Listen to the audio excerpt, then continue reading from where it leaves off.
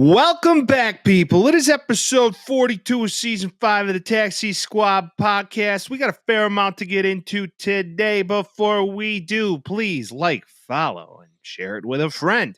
We got strange and unusual topics about the NFL fixing games. Go figure. We got some tall hockey players. We also got some college football review. The NBA is back and a little baseball. Baseball. And our NFL and our NFL picks and review. We're back again. It's the Taxi Squad podcast. Come on, everybody, celebrate. The Taxi Squad is here today. So lose the blues, kick back and relax for now. They talk about sports and stupid stuff. They're probably wrong and it might get rough. So welcome back. It's the Taxi Squad. Yeah. Vince, what's up, man? Little fucking baseball, man. Baseball. What are you doing? I'm from fucking Arlington Heights, Illinois. I'm from an Italian family. We watch some baseball. We like the Cubs. They got a kid. Oh, Sebastian Maniscalco. How you doing, everybody? I'd like to welcome Sebastian to this episode of the Bears won again. Can you believe this? Touchdown Bears. Right now. There is this wonderful impressionist on Tik Tok who he imitates Sebastian better than most. And he recently did Sebastian as the Pope. And I was dying. Glory be to God. Glory be to God. Like, no, he's got all these, it's like he's doing all these things, but he missed the best one. And here it is. Ready? Hosanna in this heist. Why do you have a red pepper hanging from the windshield of your Pope mobile? It's for the demons, you know? I mean, that is literally it's for the demons, you know? It is quite literally for the demons because he is the Pope. Dude, Sebastian Maniscalco just reminds me of every Arlington Heights Italian I've ever met. It's so funny to me. It's such an exact from Mount Prospect. Is he? Okay. Yeah. Same shit. I just love how bothered he gets by everything. I just think it's he is a comedian, so his job is to get bothered by things, if we're being for real. Yeah, there's like a specific subtype of comedian that get very bothered. Like there's Bill Burr, who's bothered by everything. Yeah. Well, now people are bothered that he's going to Saudi Arabia. The Saudis want to give us money too. Listen, I'm down. This is what I've been saying. Like, I understand why you might be mad at him for taking that much money. But again, like, if they're like, hey, if whoever Sharif or whatever the guy is that's in charge of Saudi Arabia, if he's like, hey, I'll give you $100 million if you just talk about cricket, I'm going to be the biggest cricket fan ever. I don't know what to tell you. Listen, generational money wouldn't be too bad. I would be cool. Listen, if a guy came to us with a name that made it look like my carpet in my living room could start floating, I'm in. I'm in immediately. I saw a thing today I sent over to my sister. It was like, would you send your sister to jail for a year if you can get $100 million? And I sent it to her. I'm like, yeah.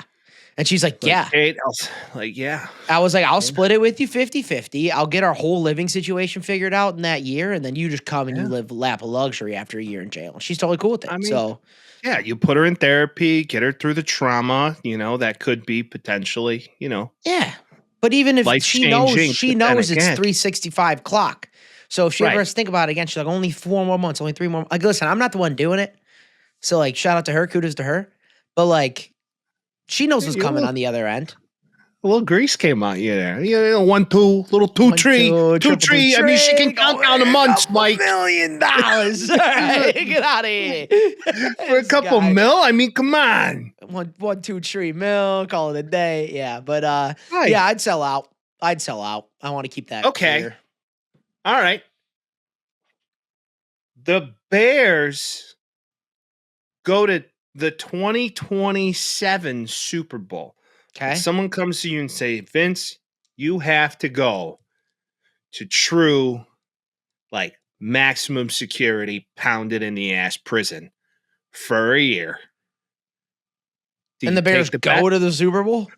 They go and they win. It's like promise, and you get out the day of the Super Bowl that you went And there. I'm going to the Super Bowl. Yeah, and that's like your. You know what? Okay, maximum security, pounded in the ass prison. No, because I already know they're going to win then. And that takes away the excitement. Oh, okay. I see what you're saying. So I'm just like, I'm going to go and then I'm going to get out and be like, Bears are going to fucking win. Unless I'm just going to bet the house on it. I bet every dollar I have. Okay. And then you make the money back anyway. So, I'm freaking. Yeah, honestly, yeah, I would. Because I'm making a lot of money if I bet the Bears. All right. Beginning of the season. Like, again, because it's a year. So this is preseason odds for the Bears to win the Super Bowl. Yeah. Yeah, I'm in. So it's like, I'm like future Doc coming back to tell Vinny now, that Vinny, it's about the Bears. And I'll be like, why are you talking like that? You're only a year older than what you would Vinny, it's about the Bears. We got to go back to the future. You go back to the future from 2027 to 2026. You're going back 1 year. You're like, oh, you look a little tiny bit older. Like, what happened to your nose? Vince, I know my hair is not that much grayer, but we got to go. Oh my God, you look the same. You age beautifully. Dude, you look great. You get Botox. What happened? Yeah. Speaking of knowing what's going to happen before it happens, there is a hell of a report that you sent me that backs up everything that you've been saying for years. So go ahead. Oh, Vince, I read this and I just felt so elated and so correct in my feelings. And it's rare I ever feel that way, but an article dropped shortly after. What'd they play on Thursday? Was that the Thursday night football game? No, that was the Giants. Who are you talking about? The Chiefs? Yeah, Chiefs and Lions. The Chiefs and Lions played on Sunday night. Okay, Sunday night football. All right.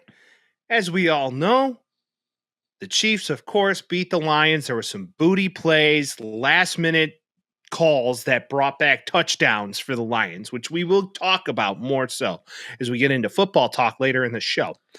But about a day after, the University of Texas, what is the EP? At Eastern El Paso. There you go. Okay, got it. We're not that stupid. Yeah, no, University of Texas El Paso did a whole study revealing how financial pressure shapes NFL officiating. And what they looked at, was a collective of about 13,000 penalty calls in the NFL from 2015 to 2023. They focused particularly on postseason games, since those are the league has high stakes financially, TV viewership, advertising, branding, you name it. They examined whether penalties called against defenses opposing the Kansas City Chiefs offense in those games had different outcomes: first downs, more yardage, subjective interpreted calls like holding, pass interference, roughing the passer, so on and so forth. And Vince, do you want to know what the key findings of this report are? Would you like to know? They favor the most popular team. Postseason officiating disproportionately favors the Chiefs during the Patrick Mahomes era. But this doesn't go that far. Okay, this actually goes further. Far predating Mahomes, because if you look at Tom Brady, he was and a lot of people bring up that comp. But they found that he didn't. Correct. Now, penalties against surprised defenses, the shite out of me, dude. Because there was a tuck rule, like, what are we doing? There was a couple calls in that Brady instinct, and you're like, you can't give him that. But, although the bias was not observed in comparable dynasties, for example, Tom Brady, did not show the same patterns. The author suggests this effect arises not from explicit corruption, but subtle institutional pressures and a high-stakes, high-visibility environment. Enforcing rules in a way that protects or favors marketable teams might help preserve revenues, ratings, or brand appeal. They draw comparison to regulatory capture dynamics in finance, corporate governance, or public policy settings. Wow. Yeah. I mean, I think that was the most well done. Well done, you well-read animal. That was the thing that like everybody's like, oh, they're telling the refs before the game, like you got to call them for the Chiefs. I really don't think that happens. I still don't think that happens. I do think though that it's like, oh, like, you know, I'm a little more inclined to do that for the Chiefs because of who they are, which I think happens a lot. And it happens in different sports too. I'd say that happens often. But hey, this is damning evidence, dude. I mean, they went through all of them. Like, what do you? I think it's true. We saw it happen a couple times. I just like fucking with you, but we saw it happen a lot of times. Shout out to Spencer Barnes, assistant professor of finance in the UTEP Woody L. Hunt College of Business. He's looking tough in this picture too. Tough. He does. He's surrounded by like a bunch of flags. You gotta love it. I want to zoom in now and have everybody see it, but it's giving me the giving me problems. The college protection. Here we go. I got him. All right, I got him. Here we go. Boom. Look at that. He looks hard. He looks tough in that picture, dude. Him just standing on the 10-yard line, surrounded by flags. Tough. If you've been a fan of this podcast now, going on the 5th year, you would know I have summarized every playoff game I have watched by saying the Kansas City Chiefs get booty-ass calls and the most critical moments. Oh, yeah. And reading this article, I was smiling from It's ear nice to be validated. ear. It's nice to be validated. I'm like, wow, I'm not a complete idiot. The aggressive holding calls, the offsides calls, you name it. Yeah. DPIs, phantom DPIs. Yeah, all those are real. That was like the Joe Burrow game, and you're like, that was a penalty. I'm like, nah, it was clearly a penalty. Clearly penalty. No ifs, ands, or buts. But it's way more fun if I'm coming and you're like, no, they don't, you know? But no, it's clearly. I mean, this guy studied it. If it's skewed, it's that much in their direction, then yeah, it's real. And I guarantee you we see a fix on that now that people are looking into it. Guaranteed. I don't think so. See, Really? That's the problem. I don't think so. Really? Why do you say that? The NFL is such a money-making machine that they don't care. They're like, oh, cute article. We don't give a fuck. The thing is, like I said before, like I don't think they're expressly saying, hey, call it better for the Chiefs. So if that's the case, then all those refs are going to be like, you know, the ones that are making those minuscule, like brain-changing decisions quickly one way or another, they're going to think an extra second because of this. That's where I'm at. Like maybe that's going to reduce down a little bit. I'm not saying it's over, but hopefully it does at least. Well, and I understand it's not necessarily just the Chiefs. If It we're going to mostly look is, at though. it mostly is, Yeah. but you kind of see where the fix is in certain games. I mean, to bring up our Bears, I was going to say the refs were great this week. egregious calls on the Monday Bad. night game for the Bears against the Commanders. So The much one that- so. Sorry, go ahead. The one that got just me absolutely crazy was a legal Theo. procedure Yeah, Theo B. on the left tackle. Theo, what's his last name? Benedette, Canadian King. Which was maybe the best throw of Caleb Williams' career. Oh, they stole a touchdown from him. There's no questions. And then everybody after it is like, yeah.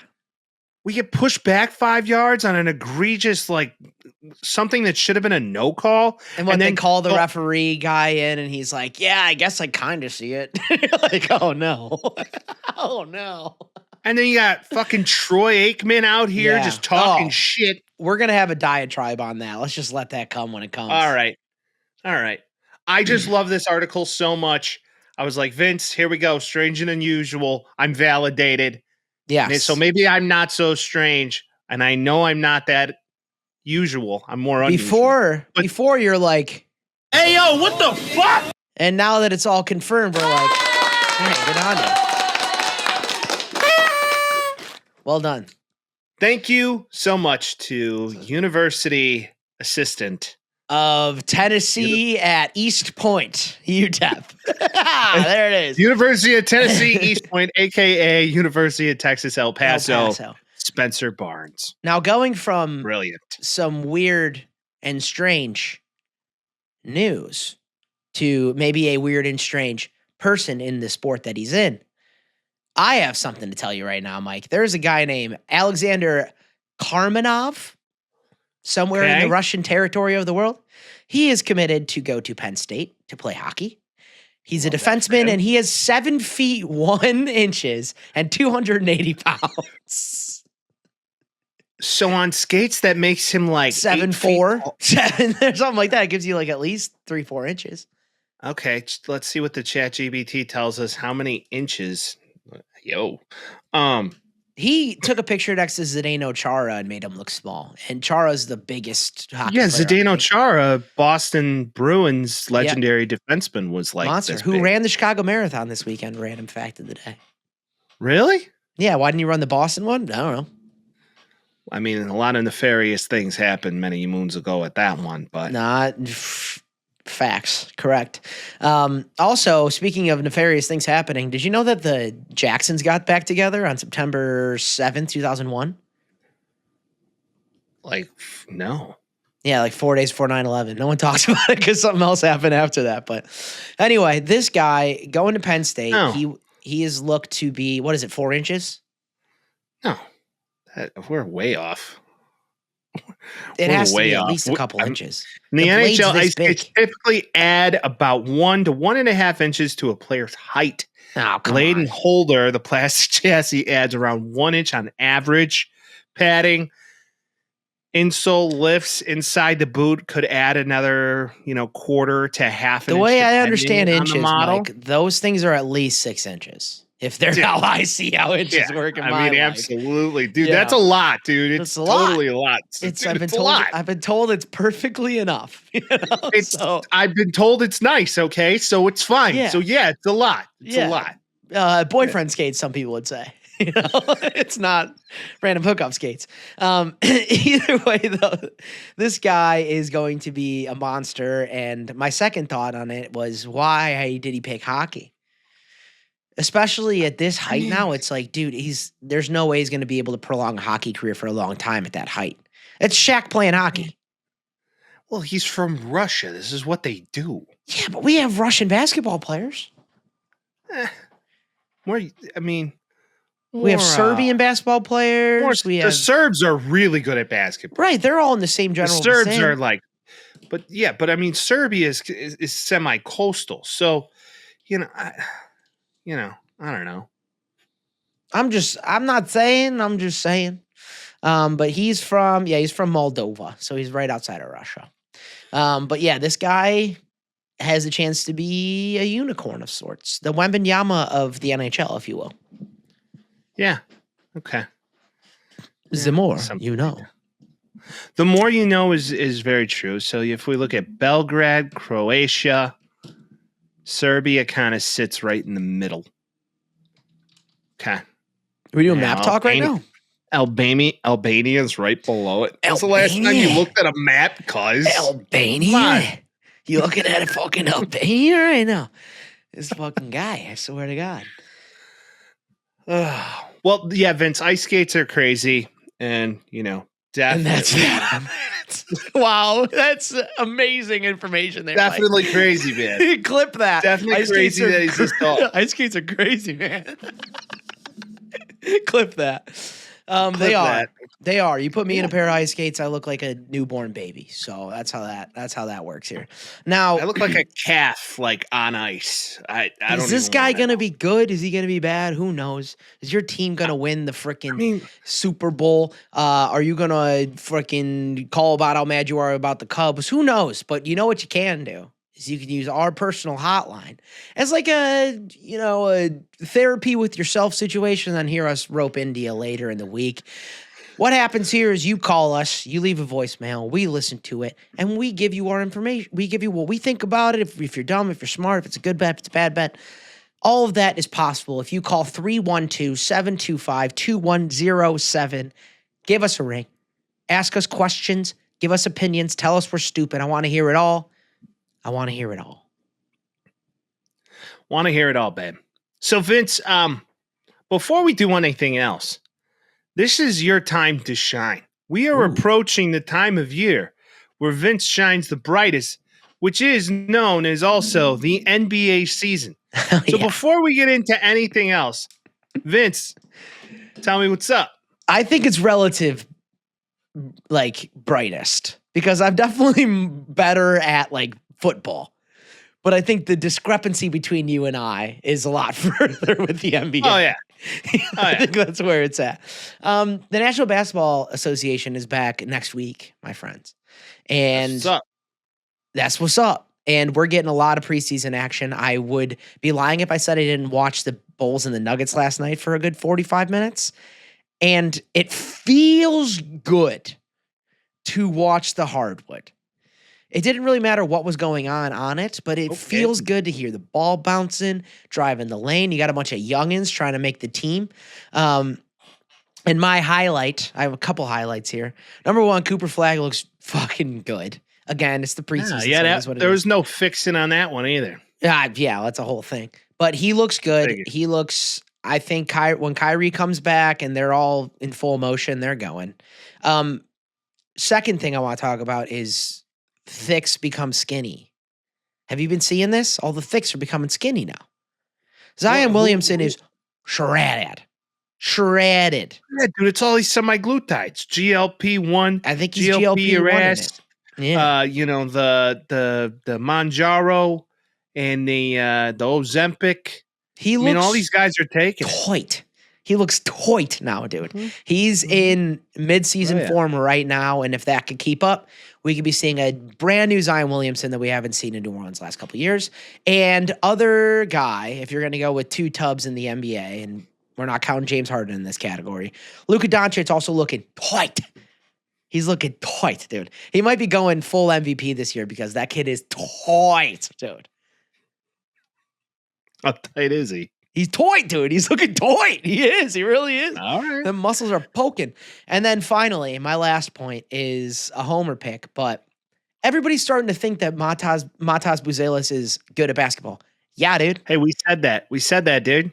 Yes. And I know like we're in Chicago, so we see it all the time. It's like, yeah, dude, he's good. He was supposed to be good. He goes to the G League Ignite, and when that happens, you end up your draft stock just goes down for some reason. He was like top 3, I think, in the draft when they drafted him, and they ended up getting him at 11 or 12 or whatever that section was. And now he's just dogging.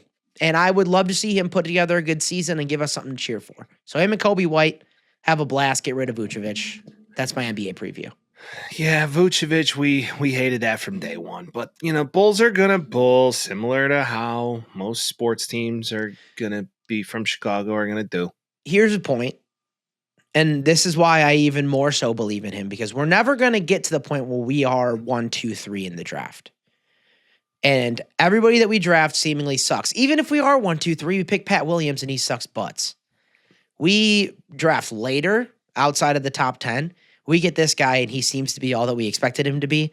This gives me even more hope that he's something, because we're never going to be in a position to get somebody of that caliber, it feels like, because we're always going to be 500.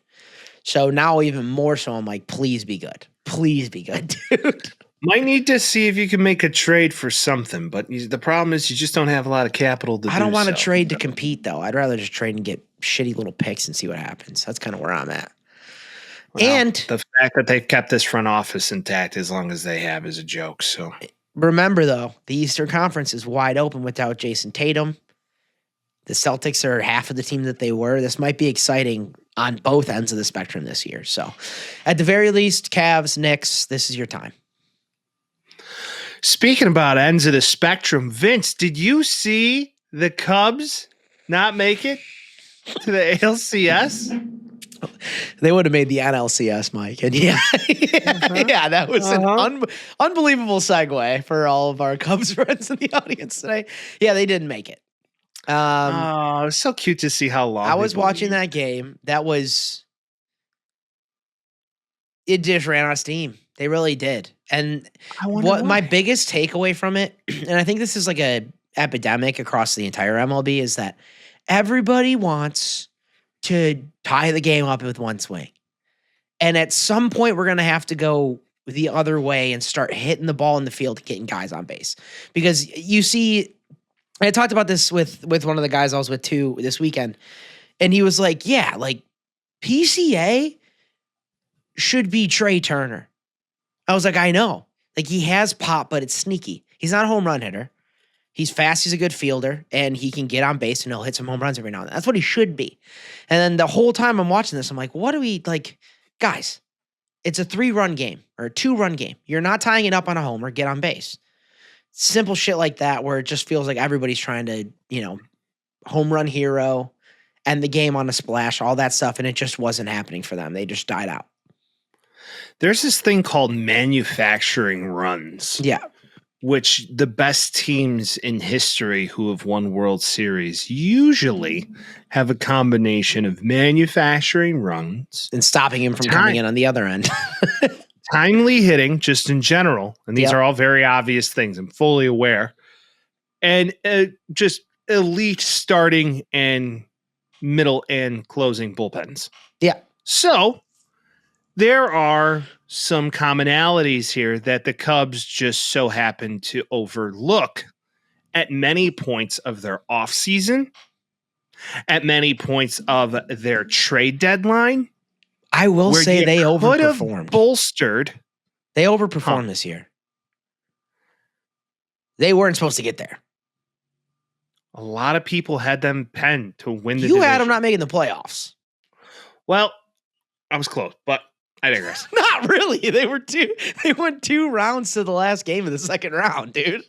You're not going to say the Padres kind of got that last game.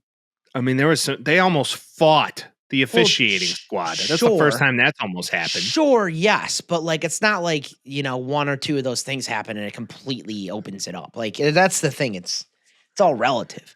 I think picked them to win the division. I had a dark horse, and they didn't even win the division. Now, granted, they played the best team in the MLB. The Brewers were the hottest fucking team ever for some reason. Year. Yeah. Well, and this is a situation as a Cub fan. I in ways I do feel for you, but now you're getting to a point where you got to put some money back into this team if you're going to see anything come of it. I 1,000,000% feel for them. You're a large market team that sells out every game. You should be spending more money on players, and the Ricketts are pieces of shit. We can all agree across the board, regardless of where your fandom sits, like ownership in Chicago is booty cheeks butts. It's bad. It's just bad all around. And the Ricketts are maybe Reinsdorf's the worst, but the Ricketts are maybe second because they have the money and they're not putting money into it. Welcome, Cub fans, to this lovely middle ground of an owner that's in it to make money. Large market teams spending like small market teams is bullshit. This is where it looks like they're headed because they ain't signing Tucker. Tucker's gone. Yeah, Jesse Rogers said it wasn't going to happen in the first place. And if I'm them, like, what do you got to adjust where you're going to go because this was a one-year flyer. Hope it works. You traded arguably your top prospect who performed this season in Houston, name preceding me.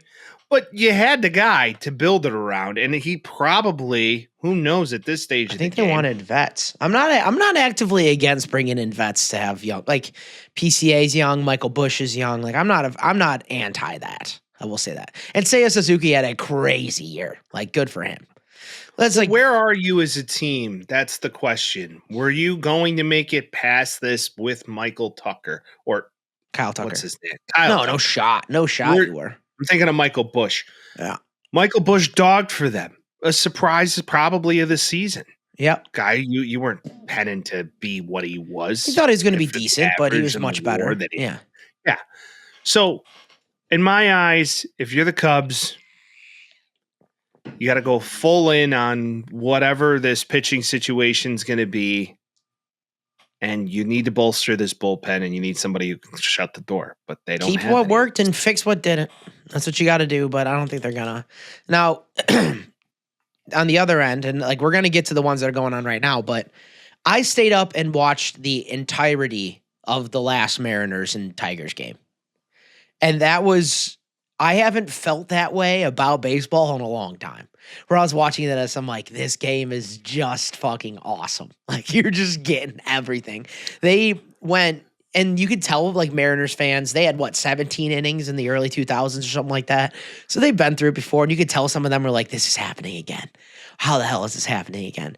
The Tigers put in Scooble. They pull him out with 99 pitches, not thinking they're going to need another 150 for the rest of the game. And you probably should have left him in. You definitely should have, honestly, if that's the end of your season. You end up getting into the 13th, 14th inning, and they're like, nothing's happening. And then they do another one of their runs. What is it called? The fish run. You see that? What's the fish run? So they you know how like at Sox stadiums they race like the coffee and the donuts and shit, like that's the thing. Yeah. But then in Seattle they do an action, or like the Brewers do the hot dog race or whatever. In Seattle, yes, so they do a fish run. Okay, that's right. Fish, yeah. It makes a lot of sense. There's one fish that never wins. And they ran it earlier in the game and the fish lost and everybody's like, he always loses. They come out in like the 13th or 14th inning and they do another fish run. And I'm like, hell yeah, get him back going. The guy that never wins it. They're like, oh shit. Comeback story of the century. Boom, one more inning, Mariners win. More fish. Keep the fish going. Speaking of the fish, they're playing great right now. Yeah, man. You love to see it. They're doing well as we speak on this Wednesday night as we record, and you'll be listening to this on a Thursday. They are up 2-0 at the end of the second at home against the Blue Jays. And they're up 2-0 in the series. And they are up 2-0 in the series. They would make it 3-0. You want a fun little stat? I'd love a stat. There's a historic edge for teams that are up 2-0. In 7-game series. Teams that win the first 2 games of a best of 7 have advanced 14 of the last 17 times. There's only 3 teams that got past it after they won 2. And who are those teams?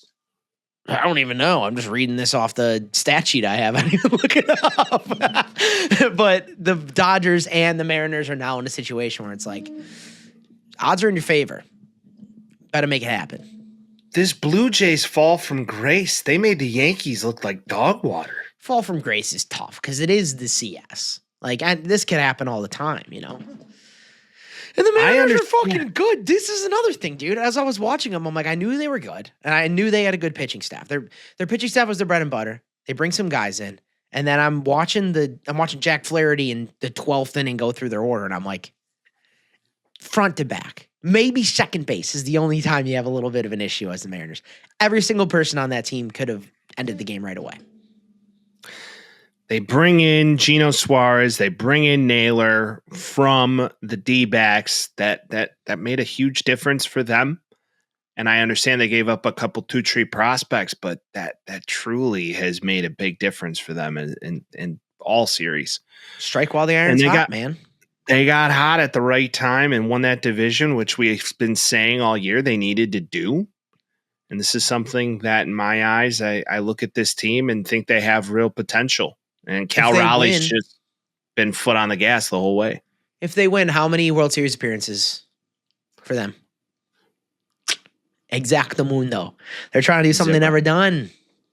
That would be amazing. I said in the beginning of the year, this team had what it felt to be a true contender. I denied the shit out of it. Now I'm really excited to be wrong about it. I'm so excited that I'm right about this team. I thought I felt something and knew something. Legendary show right now. You got double rights, dude. I need to be less of a hater. Yeah. It's one of these situations. I kind of know what I'm talking about when it comes to the sport of baseball. Okay, sometimes. All right, deep breaths. You're not always I understand. Right. The Cubs are making the playoffs too. So. Who I'd like to call out is Jorge Polanco. He's always been an ass. In a good way. He's always good. He used to piss me off so much.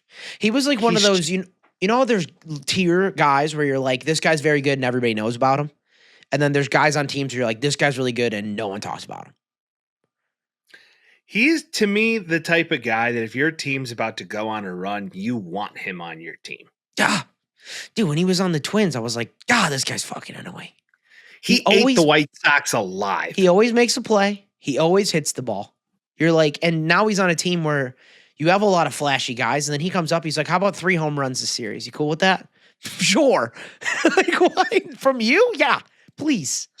So short and sweet to the ball. You love to see it. Your prediction, do we wake up tomorrow and the day this episode drops and the Blue Jays are getting closer to tying the series? Or at this stage of the game, do we believe that the Mariners go up 3-0? You got to think the Mariners are going to do it because they won the first 2 in Toronto. Am I right? So you're coming home. You at least got to split 1 on the road, and then you're up 3-1. Like, what do we? Yeah, it's over. Now the Blue Jays have good pitching, and like Bieber's in right now. I think not working out too well for him. But again, the Mariners were a team with good pitching and a couple guys, and now the Mariners are a team with good pitching and a lot of guys. Top 3 new developments. Blue Jays on the board, tied 2-2. All right, there you go. Let's go. So this game. You know what I'm rooting for, Mike? I hope they have fun. No, 7. Always rooting for 7, baby. I'm trying to see a 7th game. I always do. There's no pressure like this. You can either win or lose right now. There's no pressure like it. Now, speaking of no pressure, let's jump to the other division. The NLCS right now, you want the Brewers to win so bad, but you just look at this stacked team on the other side and you're just like, okay. Dude, they're so... I know that the Dodgers weren't amazing this year as they usually are. You know, their record was low in some people's minds. But then speaking of Murderers Row in Seattle, like they're doing exactly what you want your team to do, and we hate them because they did exactly what you want your team to do. Their team is insane. It's like now they're relying on their bullpen and their starting pitching, and they have a surplus of both of them, and then their entire lineup's an all-star team. It's just the fact that you have one of the best hitters in the game who can just be like, oh, yeah, I can go in and close out any inning you need me to and throw 102. And be one of the best pitchers in the game, too. Have one of the best pitchers in the game, and you're just like, oh yeah, but he's just a DH. It's unfair. He may or may not have gambled on a game or two. Who knows? It's way in the past, dude. Whatever. Right? Who cares? He may have never did that. You see where the Dodgers are staying? So there's a haunted hotel in Milwaukee. Have you heard of this? Oh, yes, I have. Teams stay in the haunted hotel, and, you know, they're doing it again, which, again, like, I'd be, like, sick. Put me in the haunted hotel. That's awesome. But I'm not scared of ghosts, I guess. But they asked Teoscar Hernandez, and he's like, I don't believe in ghosts. I don't even know what the fuck you're talking about. People are like, it's haunted. They're being haunted. Supposedly, the ghost really likes the Dodgers because it doesn't seem like they got haunted that much into winning the first 2 games. It's the Pfister. Hardly the know hotel is the Pfister Hotel. Oh, 424 East Wisconsin Avenue. I've actually been to said hotel. It is neat and historic. And there's a really cool tidy or neat as in like coolo? Like cool. It's cool. They have a very historic property, very 1920s, that Art Deco vibe, and they have a very cool jazz bar boutique at the top of that hotel. Yeah. Nice.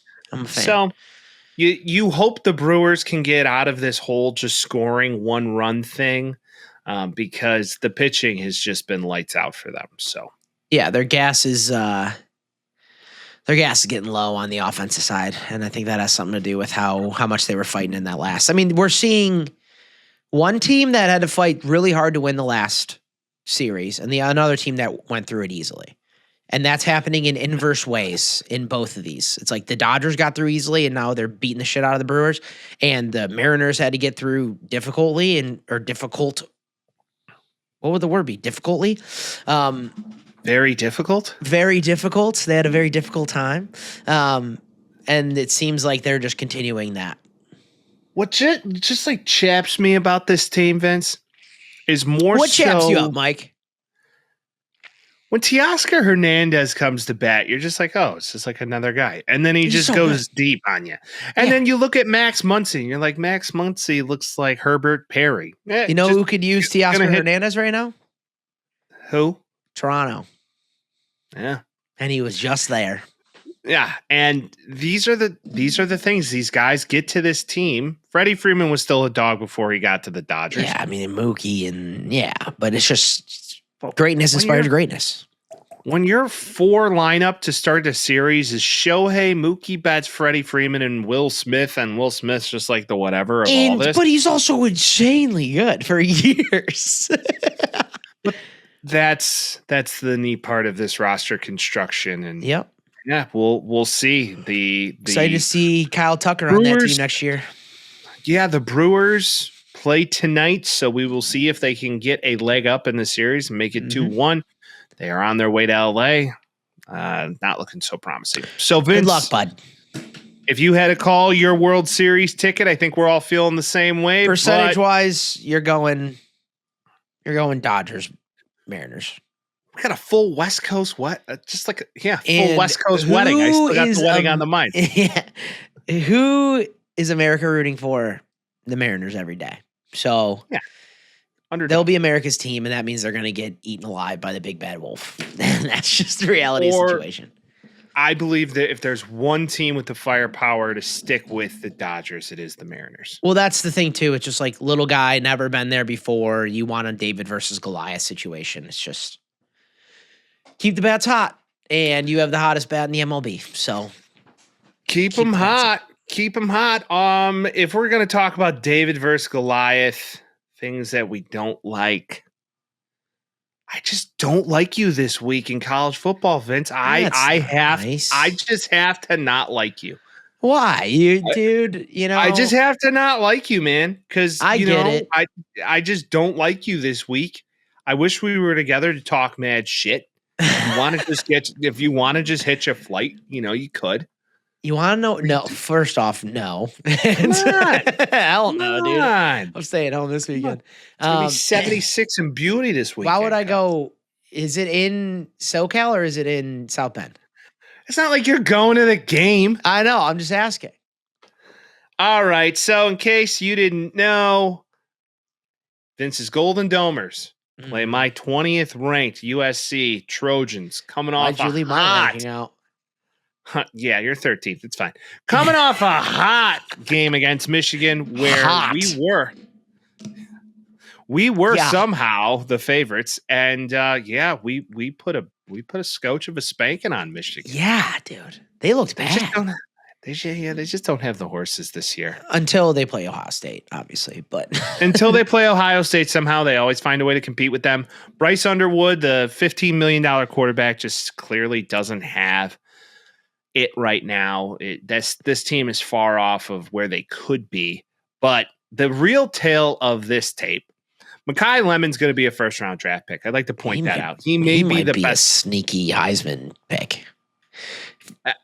9 receptions, 93 yards, 1 touchdown. The guy that just had his coming out party this lovely game. Congrats.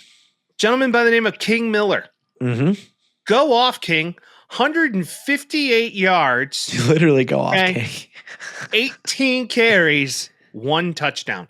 Just an absolute freak. Jaden Mayava is consistent. Jaden Mayava just he looks an awful lot like Caleb. It's just every time I watch him play, I'm like, that's kind of a Caleb subtype right there. Is he 13 and 2? He's 14. 14, got you. Okay. So you look at this team, I believe they have the offense to get it done once again against USC, against any offense that is kind of semi-competent and that it's going to also punch you in the mouth, I fear. So this is going to be a fun one. Oh, yeah, that was Michigan's got good defense. USC's got good offense. Let's see what happens. And the offense prevailed. That's kind of how I felt because their offense sucks in Michigan. Now, especially coming off the week before where you lost a heartbreaker in Illinois. Now you go to South Bend. I'm thankful. I don't know what the weather's looking like right now. What's the weather looking like? It's probably going to be like right now it's 60 here, so it's probably going to be like 50s. Raining? Elements? Very well could be. You know what weather's like right now. I understand, but I just got to make sure. We're looking at 67 here. In good old Chi-Town. So South Bend has to be similar, no? Yeah. I'm looking at 70 degrees. Little tiny chance of precipitation, but nothing crazy. I like it. I like our chances in that game. But yeah, I just wanted to point out pretty clearly that I don't like you this week. And that's fine. Okay. Does this ruin all playoff chances for your Golden Domers? Because I feel like one thing could happen. The way that you're framing this is really unbelievable. Why? You said we could win it. We're great. We got candidates up and left and right. We have a coming out party, and now you're like, so does this ruin your playoff chances? Like, as if we're gonna lose, which I don't believe is gonna happen. I definitely don't believe it's gonna happen because guess who has the same Heisman odds as Jada Mayava, Mike? Who? CJ Carr. Oh, God. Who you think sucks for some fucking reason. Who would you rather have on your team right now? CJ Carr, 100%. He's a true freshman. Oh, fuck you. No, you wouldn't. He's a true freshman. Jada Mayava's a backup. What are we talking about? Jaden Mayav is not a backup. He was. He damn well was. To a guy who's dogging in the NFL right now, Sure. a gentleman by the name of Caleb Williams. Yeah, I'm just saying what I'm saying here. We're not going to bring up Miller Moss in this equation. Why? Why not? Does he not exist? That guy sucks. He's a ghost. He's a ghost, literally. He's terrible. Elsewhere. No, you guys He's are a ghost of Louisville. You guys are a mean green Lincoln Riley machine right now. That's what it looks like. And if it's working at its best, you have an explosive offense and your defense is doing okay enough to win games. That's how I feel. Right. And my end of the spectrum here, and again, first off, the first two games are against two top 5 teams. So it looks even better for us now. If we lose both of those by 1 score either way, it looks even better. So yes, if we lose to USC, it's over. It's oversauce for sure. We have to win out. I said it from the beginning. I'm saying we as in like the all-encompassing we. Obviously, I didn't go to Notre Dame. Wish I did. That being said, in South Bend, they can't lose. They're on a tear right now. The offense looks really good. I think we're going to win this game by a touchdown. I don't think it's going to be any more than that. But I think it's going to be a 1-score game either way. But I think we win this game by a touchdown. For USC, I believe if we can get a big turnover or 2, we have a legitimate shot of winning this game. Now, inherently, there's going to be a pick from Mayava. That's what he does. He's going to throw one. He likes to fit balls into small spaces. Pause. But it's going to be I think it's going to be a battle of a game. Has to be.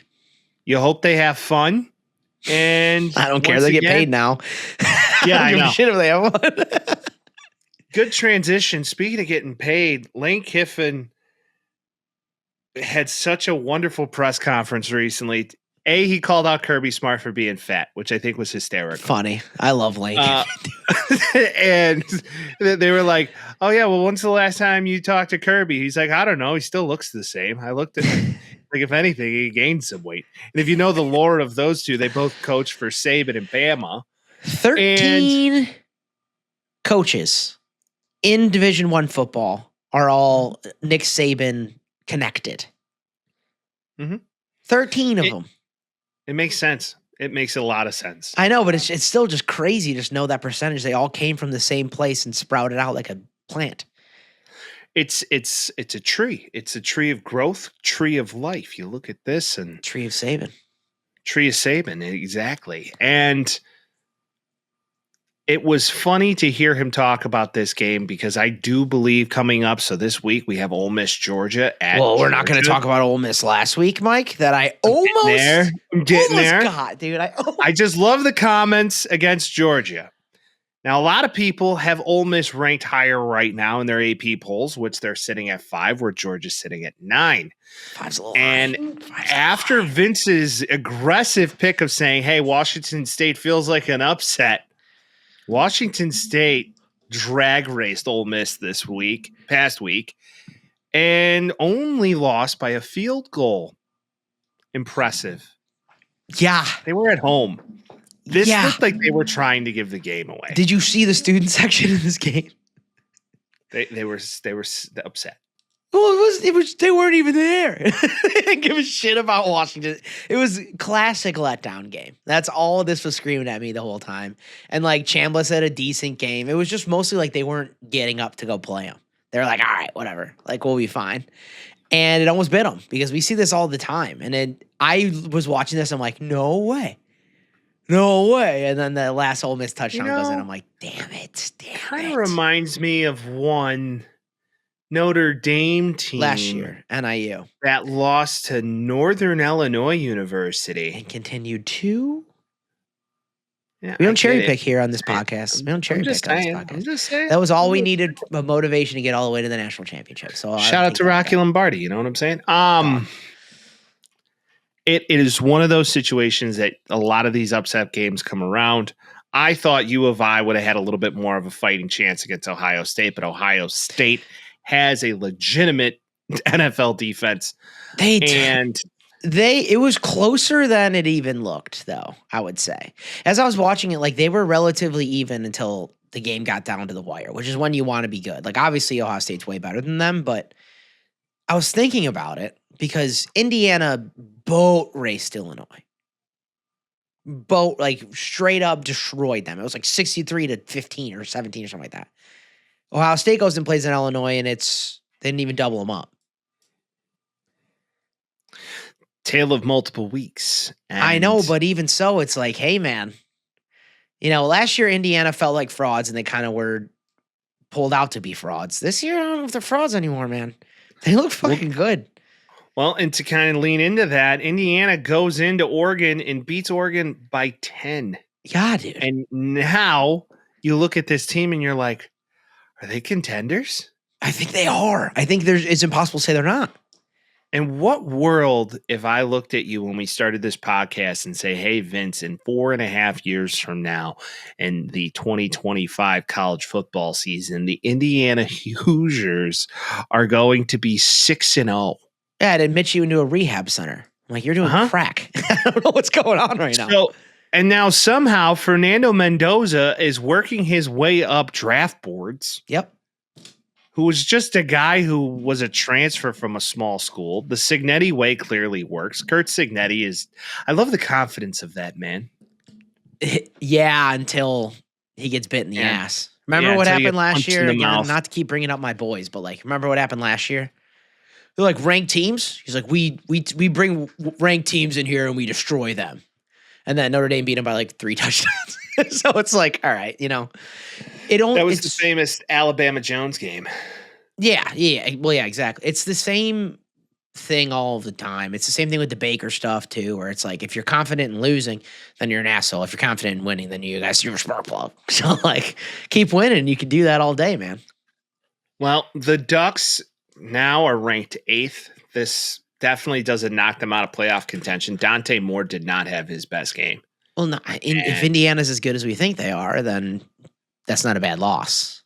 Well, if you look at Indiana's strength of schedule the rest of the way, they really don't play anybody. They got them all out of the way, and they came out of it looking better than you thought they would.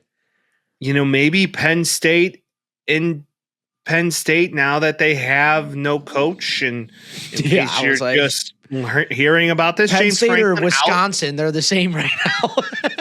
Who they paid him out? They just signed him to a 10-year contract. $58 million was the buyout, and they were just like, "Yeah, go ahead here." Yeah, man. I think it was who is it? Adidas. Mm-hmm. I think that's who sponsors them. I was reading some stuff about that, and I guess a couple weeks ago, Adidas was like, "Hey, if you're gonna be our team, and because sports brands have contracts with teams for people that don't know, where essentially all of the gear at Penn State is Adidas, and they're like, we can't do this dude anymore." And then other guys were like, we can't do this dude anymore. And eventually, it came to a point where it's like, I mean, he's something atrocious, 3-25 against top 10 teams, something like that, something obscene. They're amazing they can beat all the bad teams, but they can't beat the good teams. It's the Brian Kelly all over again. Yeah, you got to get rid of them if you're that team. You have way too much money. You have way too much stock in this. What are we doing? Well, and to kind of lean into that, I mean, what are your thoughts? Who do they replace him with? I love seeing this. It's awesome, actually. I'm watching the coaching carousel. First one I see right off the bat, Marcus Freeman. I was like, why would he leave? It doesn't make any fucking sense to go to Penn State. It's not the money's not more or less there. It's the same. You're seeing Brian Kelly, which I think that's just LSU fans saying, hey, get out. Oh no, he's the winningest coach in the NCAA that's active right now. Don't get rid of him. You see Cignetti, which I can see, but Indiana has a lot of donors too, so you can kind of match that. If I'm Penn State, I want to have somebody that has at least some experience.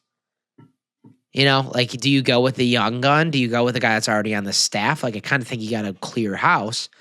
And if that's the case, like, who's the guy at Arizona State? Maybe him. Like, there's guys out there. I think there's one name that everybody's really not buying much into, but I think it could really happen. And that's Matt Rule. Yeah, but why? Matt Rule. Why would you leave Nebraska for Penn State? Penn State alum. And is he that good? People have asked him, hey, would you leave Nebraska? He's like, I would never say never. No. You got to hear it out all the time. So like, he's thinking about it. What's the cost benefit analysis on this guy then? You're going to get paid a bag. I know, but I'm talking about from Penn State. Tell me what's Matt Rule's 3 biggest things that he's done as a coach? Well, Matt Rule, most notably, left for the NFL quite early after 2.5 seasons at Baylor, where he took Baylor to a Big 12 championship 2 years in a row. So his resume is quite deep there. And then got booted out of Carolina quite quickly. Butts in Carolina, and now Nebraska is up and down.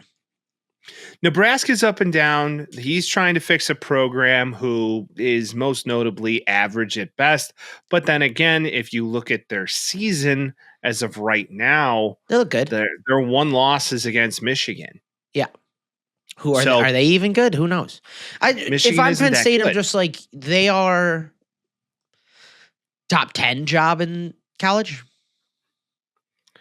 I mean, it's Happy Valley. That is arguably one of the best places you could coach, especially if you're a former alum who played on that. I just don't know if you want to bring Matt Rule in there if you're looking for somebody with experience. People, right. I mean, Cignetti, like, that's what everybody's saying. But there's no way you just say, I'm not pulling out any more stops. Fuck it. Go get Saban. There's no way. No shot. Why? Career ends in Alabama. He wants to get back. Yeah, but career ends in Alabama. So you're saying they can't name 2 stadiums after the man? I'm saying he's not going to be alive long enough to have. Hey, they said that about Joe Pa, but yeah, and he died with beauty and grace around him. But diddling kids, so that'll get you in trouble every time. If you're ever knowing, like, can anything take, like, Joe Pa was covered in gold essentially for a long time. Can anything take away that level of, like, celebrity and just, like, essentially priesthood? Yes. Children diddling. There's your answer if you're ever trying to figure that out. What makes Tom Brady not a legend in New England? Probably children diddling. That would probably do it. Well, that would probably do it. That'll do it in most places. There's no doubt about it.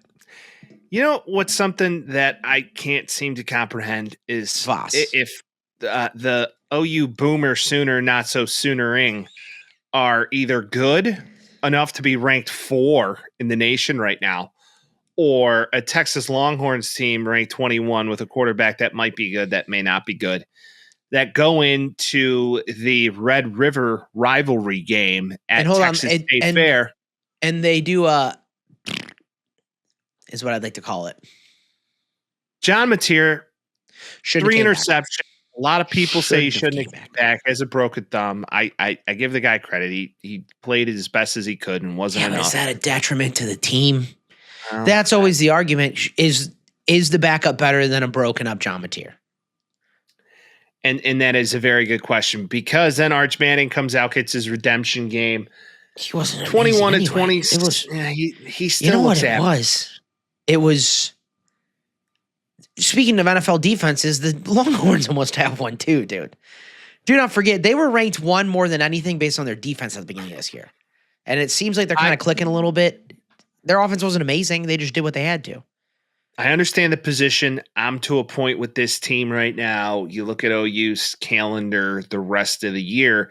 Mateer needs to get healthy if they're going to have a solid chance of making the playoffs, because you got a get-right game against South Carolina, which is still not just a layup. Bad, yeah.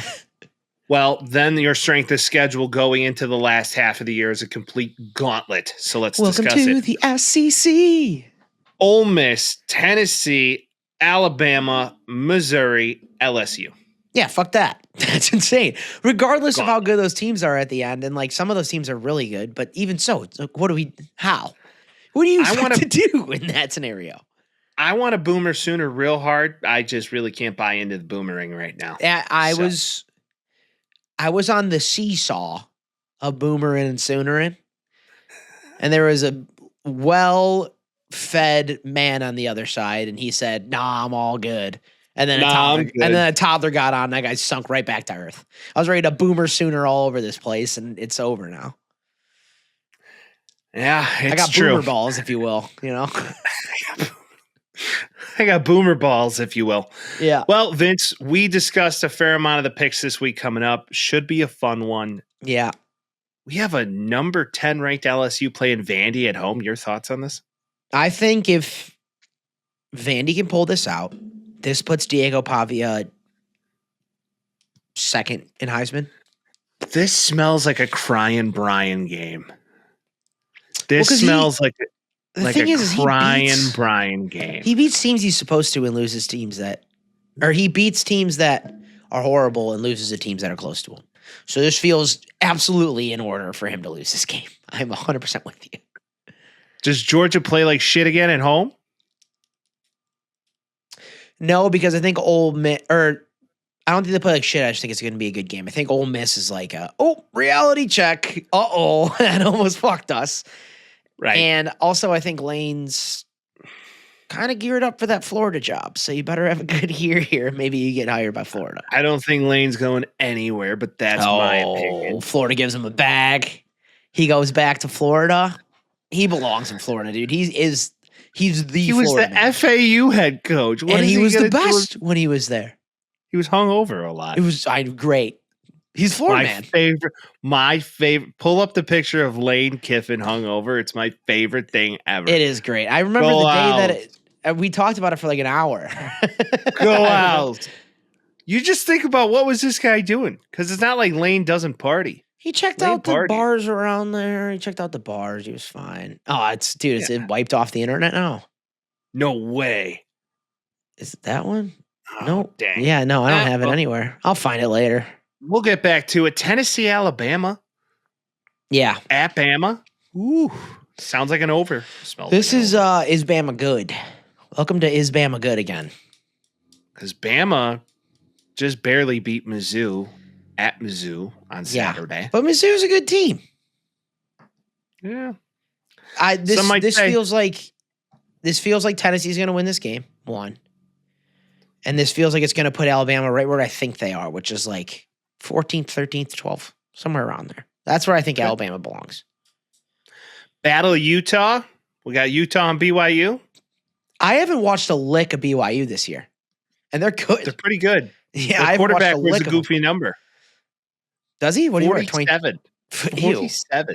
Because of that, Utah's going to win. 47's a disgusting. Because of that, okay. So you're saying they go in and they win. All right. I've seen Utah play this year. I have not watched BYU one time, but 47's a disgusting number for a quarterback. You can't do that. It's like a kicker being 22. Like, what the hell are we doing? College football. I hate them this week, people. Let's go. Fight on. All right. So you didn't give me your prediction on the USC Notre Dame game. Give me USC 27 and the Fighting Irish 31. You're picking USC to lose? Yeah, I don't have a lot of faith. Damn. Okay. I thought you were going to take them to win at least. I had USC at 27. I had Notre Dame. I know a lot of people think. I just don't see it. I'm so skeptical about this team right now. It's not good. Not even cautiously optimistic. You guys look good. We looked good in one game after a pretty bad loss, and you went home, and now you got to go back to the Midwest. Yeah. It's not looking good for you. And you're not going to the Midwest and playing Wisconsin. We're not going to play Wisconsin or Nebraska. We're going to play our arch rival, who it plays in the middle of nowhere. They don't like us here. We're not going to have a lot of fans here. It's going to be loud. Yep, it's going to be. I think Jeremiah Law's going to have a bit of a game. We'll see. Once again, we can't stop a nosebleed on defense. I don't care what Bryce Underwood did. Marcus Freeman can stop the run. The last time that they played, this is a better USC team, though, for sure. We're better on the ground, but defensively, we still have a lot of gaps and we don't tackle well. So it just smells like a last minute shit the bed type game for USC, where you're going to be seeing this team win all day, and then they're just fourth quarter just going to go whoops and just let the game go right down their leg. I feel like that's going to happen too. Honestly, I watched this team enough to just be this skeptical. I think it's going to get to a point where it's like, oh shit, I think Notre Dame's going to lose this game, and then something's going to something like the Penn State game's going to happen. I will come back and flex all over this game if they win. You better expect nothing less. And say I'm so happy I'm wrong.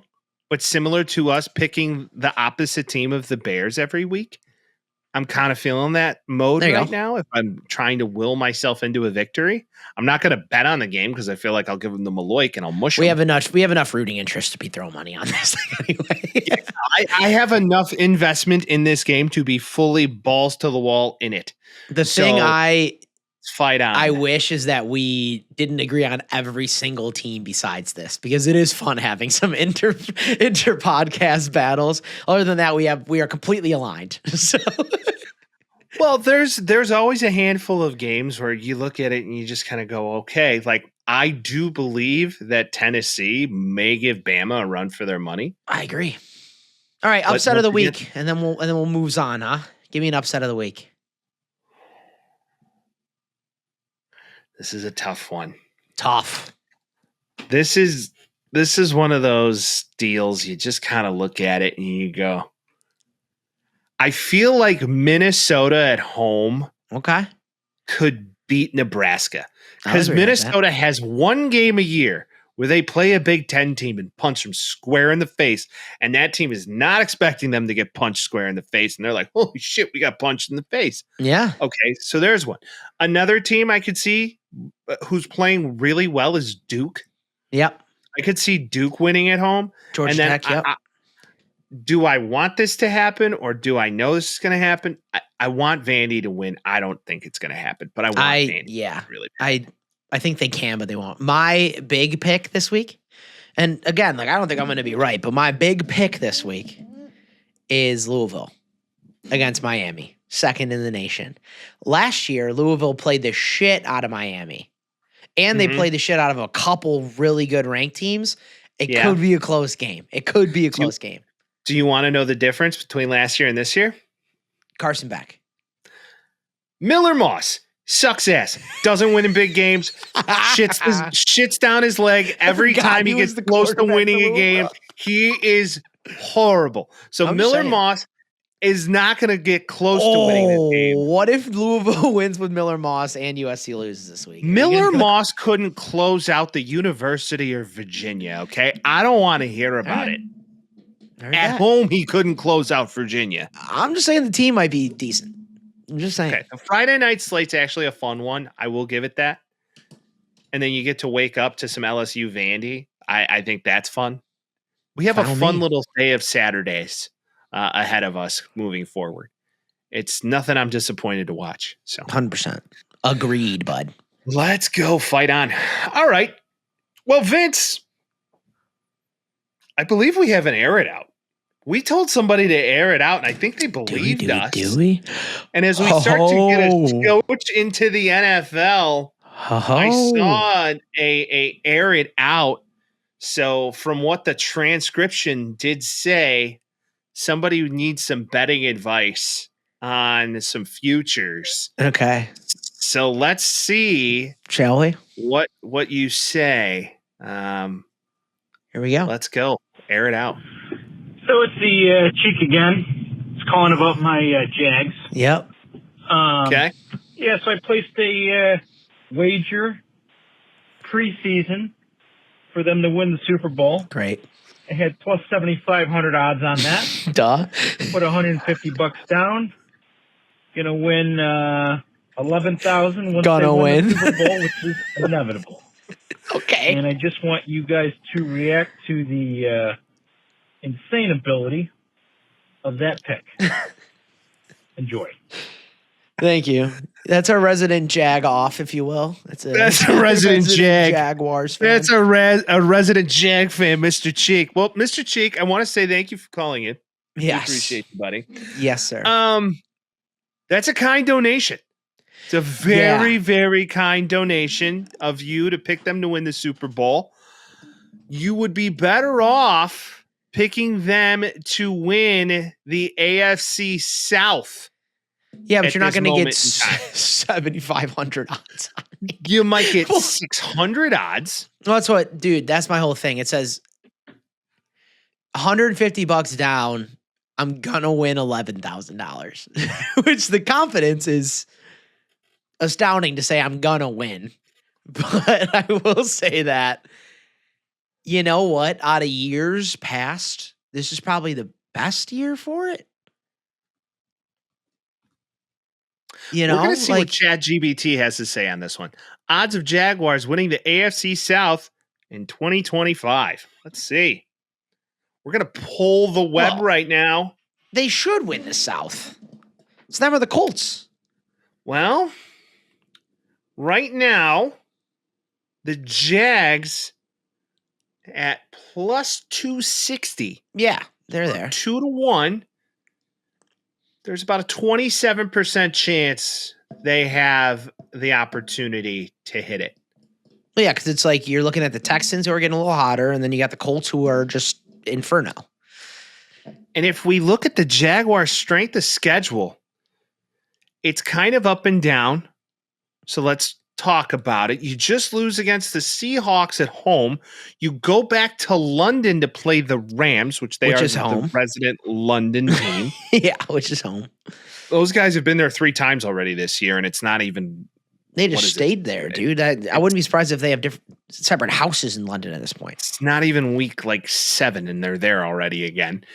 Okay, now you have the Raiders in Vegas, the Texans in Texas, and you're not back home really for another 4 weeks. So then you get the Chargers at home. If they get Joe Alt back, you're in trouble. Jaguars then come to Mike's neck of the woods on the 23rd of November to play the Cardinals. Then you got the Titans, Colts in December. And then you get the Jags on the 14th against the Jets. Dude, there's fucking 7 wins in there. Could be. They could do it. But if the Colts stay hot, that's going to be your only question. Yeah, dude, they very well, they could be the Cardinals, they could be the Raiders. They're going to beat the Jets. Crystal ball, are we smarter than ChatGPT? Probably not. Depends on what you're asking it, I suppose. But, yeah, I don't think they're going to win the Super Bowl, bud. I think you lost that bet already. But I'm saying maybe if you go and throw the $150 down on winning the AFC South, maybe make your money back. That's kind of where my head's at. I would agree with that statement, or maybe even a wild card, because a wild card you could fit it in. That's probably minus 100. Listen, I don't think it's likely. They could do it. I might do it. I might place that bet. The reasonable outcome here, giving different estimates of what may or may not happen. 25-30% share. Okay. Thank you, President. Thank you, Mr. President. Before we get into the NFL here, I do want to know what's on your shirt, because you're wearing a graphic tee right now and it looks cool. Oh, this is the most hillbilly shit ever, buddy. Ooh, back up. I want to see it. This is Red Bud. Is that motocross racing? Yeah. That's sick, dude. I want that shirt. I check in with the fellow U's. This is resident gym shirt. My brother gave me this shirt when I was a chubby little fucker at 12, and it fits you to this day. Fits me to this day, and I love to wear it to the gym, and I refuse to throw it away. And never. To the point, the fellow U's told me, dude, that shirt's sick. Where'd you get that? That's in style. I think that's dope as shit. I agree, and I'm not even a youth. I'm gonna go big graphic tee guy. Do I become the graphic tee guy of the podcast? Call it in 312-725-2107. You know what I like? And I feel like if I wore it, I just feel like what's up, guys? What? I'm gonna go hop on my skateboard and get out of here. The animated Batman tees. Oh, yeah, you should get one. Oh, yeah, you should get one. I'm a big Batman guy, man. You are. Big Batman guy. I saw some lady do a breakdown of like what your favorite superhero is and if it's a green or a red flag and what that means about you, and hit me right there. I like Spider-Man. I'm a Spider-Man fellow myself, and I'm like, God damn. What do they called say me about out. what do they say about Batman? That seems like a red flag. No, actually not. All right. His vigilantism and his relative normalcy is actually a plus. Really? The billionaire orphan who dressed up like a bat beating criminals to He's a pulp not in a his free time? superhero, though. That was the big piece. He created hero. himself a superhero, just like Right. Iron Man did. So you're in a good spot. But Iron Man has more cool shit and toys. Yes. Or Batman. I don't know. The Batmobile's pretty sick, dude. Well, yes, but it depends on what Batmobile we're talking about. We're talking True. Robert Pattinson Batmobile, or are we talking about Christian Bale Batmobile? Yes. Or are we talking about Val Kilmer Batmobile, which are all very fantastical and what different. A dog. One's Love more Val of a Kilmer. tank, right? This is your odd comic book corner. You got to remember, I mean, Batman was trained, all right, by the League of Shadows and Ra's al Ghul. I forgot that. So it's not like Batman wasn't formally trained, or Iron Man's just like an alcoholic who can like blow shit up, because that's literally the lore of Iron Man.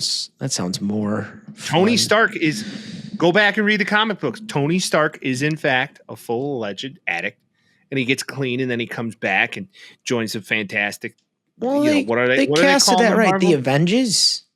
Yeah, the Avengers. Fucking Avengers. Fucking Avengers. Hey, Thor, where'd you get this fucking hammer? Come in of all here, things, fight a this hammer? guy that wants to fucking rob a store. What are you, the fucking Avengers? Speaking of the Avengers and a hammer, how about Cam Scatterboo? Oh! Can we talk about Cam Scatterboo to relate this back to, This. marvelous characters? Welcome to the NFL. This Giants team is the most exciting Giants team I've ever seen in my life. I don't know about all that, but all right. Not better. Fun. Exciting. You can't tell me, outside of a couple plays when they won their Super Bowls, that the Eli Manning-led Brandon Jacobs, like, bell cow-ism, Victor Cruz, you can't tell me that those teams were exciting and fun. They just won. This team had one of the best defenses in the planet. So. Yeah, I know, but what about them was like Michael Strahan was cool. They were very good. But I've never seen Menorah? Yeah, good. Prince Amukamara? I'm with you. All of them are very good, but I wasn't like Justin Tuck? Okay. Justin Tuck on a weekly sports segment. Plaxico Burress? That was Shoot crazy. himself in When the he shot leg, himself in the going foot back. off the field, maybe. Leg. But I'm just talking about Cam Scatterboo running his head through people and Jackson Dart never sliding. I was watching that game like, this is so fun, dude. They're going to do something dumb, but this is so fun. And it was fun. They're menaces. There are many things that can happen in the NFL from a decade to decade. One of those things is that there will always be a team that gets favorable calls and big games, just like the Kansas City Chiefs. Are you going with the Giants on this? No. Okay. Or aggressively Caucasian running backs who just run people the fuck over. Peyton Hillis, Mike Allstott. We get a great one like every decade. And he's our great one. I love Scatterboo. And Jackson Dart's fun. Do I think this is going to work out? Not going to be here for a long time. It doesn't feel like it. I feel like neither of them are. But, yeah. I mean, even to the point where, like, Jackson Dart's in the blue tent, right? And Russell Wilson goes in there for one play and makes, like, the most boneheaded, stupid mistake of all time. And then you just see Brian Dable screaming in the tent, coming out looking pissed off. He's like, get him back in the game. I can't do this shit. Scatterboo walks up, goes to the tent. Hey, you good, dude? Like, yeah, okay. He comes back out. They just go right back to it. Like, you could tell that they're just, like, two peas in a pod. And they're just like, you want to cause commotion out there? Sure. Let's go do it. Is this the Eagles having a scotch of a mutiny right now? They're doing the same thing they did last year. Okay. Remember Sirianni was going to get fired in week 4? I understand. It feels a little different, though. A little bit. But by all means, they're making the playoffs. They'll be there. And that's kind of where I'm at with it. I mean, it's not like the rest of the division's doing great. Got the commies still, not 100%. and they got an L, as we know. As You we got very the well know. Vikings this week coming back with, maybe JJ, who's the Well, verdict still out on JJ. This is what I'm saying, though. Like, the Cowboys aren't great. Their offense is great. Their defense sucks. The Commanders got an L. Their entire season is going to be harder than it was last year. The Giants aren't great. Like, maybe the Eagles can just fuck around and find out. The Bears get them on Thanksgiving. What are we doing now? Let's go. Oh, no. The Bears Eagles? get the Eagles on, November 28th. That's a brutal L on our hands there. See? Could be a fun one. Well, why don't we talk about where we were right and where we were wrong? Of course, we picked the Eagles to beat the Giants. We were wrong there. Yeah. 34-17. And the Broncos barely scotched by beating the Jets. That game was a snooze. The Jets are the worst team in the NFL. The Jets are worse than the Saints. Aaron Glenn experiment he's done in a year? I don't think they're going to fire him after this year, but next year, if it's not as good. The thing is like the team, like I said before, the team is set up for success now with no quarterback, and they still don't have a quarterback. Also, Garrett Wilson's allegedly going to be out for the next 3 to 4 weeks. Yep. And Brees Hall can't do shit when your offense isn't doing anything. Like they're busted and broken. I feel bad for Jets fans. Jaguars got way too high. After playing the Chiefs and beating them last minute at home, and then the Eagles come in or the Seahawks, other bird comes in and is like, "Hey, we just lost to the Bucs." I was so shit stomp you. I was so ready to take the Seahawks last week too, and I was like, "No, the Jags are hot." No, go back and listen to it. Go back and listen to it. I'm like, I don't know, and then I picked the Jags. And we both did. I think we were both kind of in between on it, but it was, they both get paid. Both teams get paid to play. A lot of things are going to happen. Brian Thomas got back in the scoreboard, so you're happy about him being fantasy-wise. Cooper Kupp got in the end zone. He did. Planning on that to put it on your bingo card. JSN, too, without DK, he gets the ball. I think it was something like 60% of the throws go to Jack Smith and Jigba. All these Ohio State guys just amazing. Get it. It's wide receiver university if LSU didn't exist. It's very true. It's very true. Yep. So Jags dropped that. That's where the boys were wrong once again. The Dolphins wanted to win. Mutiny. You told me before this that you know why the Dolphins are horrible, and I need to know why you said that. I think Mike McDaniel is back on this shit. He's doing so. Mike McDaniel legacy was an alcoholic and a drug addict. Oh, I didn't know that. And got himself clean and all the things. I think he's doing something again. It's either that. I mean, remember when he got caught vaping on the sideline? That was funny as shit too. I think it's his pants, dude. You think it's the pants? Do you see those pants? He's lost control of the locker room. The capri, yeah. And like Tua coming out and saying people are late to players only meetings. And like, I guess Tua was also late to a players only meeting. So like people are like, who is he to say? Mike McDaniel's like, you can't do that. It's cooked. It's cooked. Well, listen, you left that steak on high heat for 40 minutes, dude. It's well done on the inside. You got to toss it. It's done. Well, you look at this team and you just kind of say it smells very much so like the rise and fall of Matt Nagy. Oh yeah, it was like Matt Nagy was really good for this much time, year and a half. Yeah, and then it just all went downhill, and you see it. And now you got player only meetings. Just book the flights to Cabo. Well, now another team's going to get a really good offense coordinator. That's kind of where my head's at because he is a good offense coordinator. I just not a head coach right now. Either that or go work in the NCAA. He could do great there. God damn, I didn't even think about that.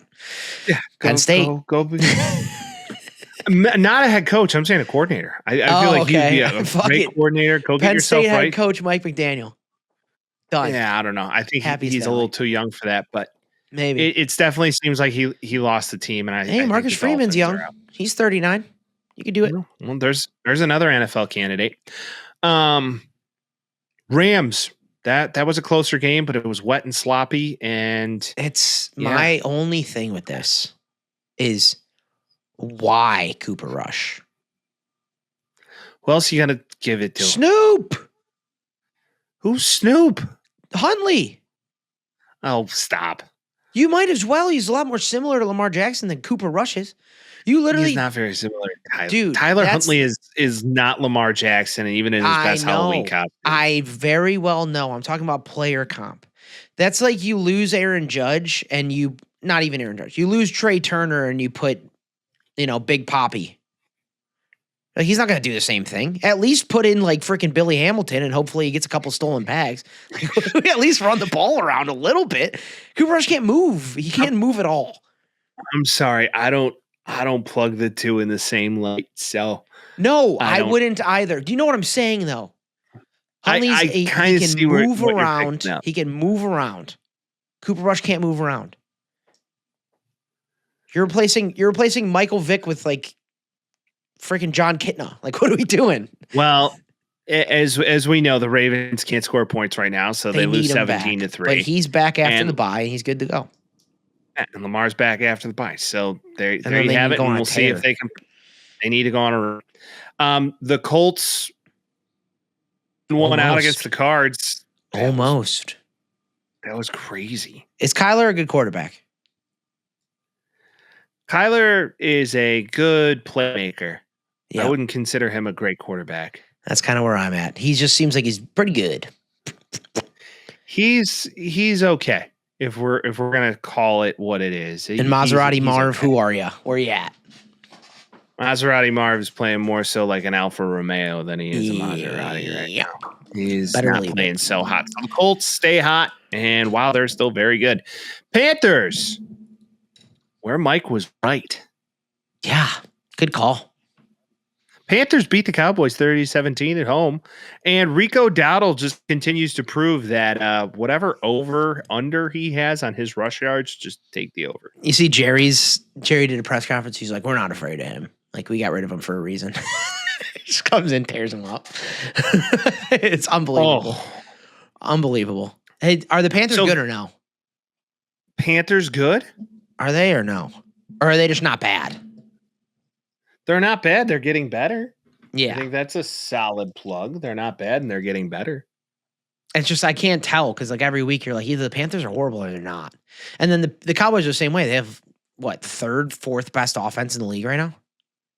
And their defense is just so horseshit that it doesn't matter. Yeah. I don't – the Cowboys are cooked. Get rid of everybody. I was told that Eberflus was a good defensive coordinator. You know what I love watching? The videos year over year of like the difference between the Bears locker room now after a win and after like Eberflus after a win. It's just the energy level of just. Someone said Eberflus was giving a TED talk and Ben Johnson was starting a war. It's exactly how it felt. It's crazy to me. He's like, you see what we did there? We made our plays. Good for you guys. And then Ben Johnson's like, yeah. And you're like, this is what we need. We need that. He's a leader. Speaking of leaders. Yes. So that's where Vince was wrong. Mike was right. It's 2008 all over again because the Patriots are ahead in the AFC East. Yep. And they beat the Saints, not to anybody's surprise. And Drake May's really good at football. Drake May, I texted you this weekend and I was like, oh my God. The arm talent on that dude is unbelievable. It's actually crazy. Like watching him do that, I'm like, yeah, they're making use of the guy and his talent level. Like, I guess all North Carolina quarterbacks aren't bad. And they found something. Whatever the hell's going on, like, I think the Patriots are on their way up again. I think Vrabel and McDaniel do well together. I feel like they're happy they're back together. And I think McDaniel's good when he has a guy above him keeping him honest. I think that's what he needs. I think he's good when he can just say, go focus on the offense. He's not a group or team lead. He's the guy who's like, go focus on the offense, go get it done. Have you looked at the standings of the AFC right now? It's goofy. It's like you said, it's 2008. It's the Patriots, the Steelers, the Colts, and the Chargers. This is just Tom Brady, Ben Roethlisberger, Peyton Manning, and Phillip Rivers all over again. That's just all it feels like. But it's just a very older younger, weirder version. This is just odd. Yeah, It's like the more things change, the more they stay the same. That's how it feels. Yep. And boys Speaking were of more things correct change, there. they stay the same. Yeah, Browns get fucking smoked by the Steelers. Dude, Dylan Gabriel didn't have a chance. No. Dude, like the Steelers were just running free on him the whole time. He got his ass beat. You see what he said after the game? No. He said it didn't affect him because his mom used to beat his ass. That's what he said. It's a wonderful answer. It's a wonderful answer. Aaron Rodgers looks really good. He's not dead yet. He showed flashes this week of I can still do some Aaron Rodgers shit, which is what we've been waiting for 3 years, it feels like. That's what happens when he has protection. And I mean, granted, they played a pretty stout defensive line in Cleveland. And whoever said, by the way, that,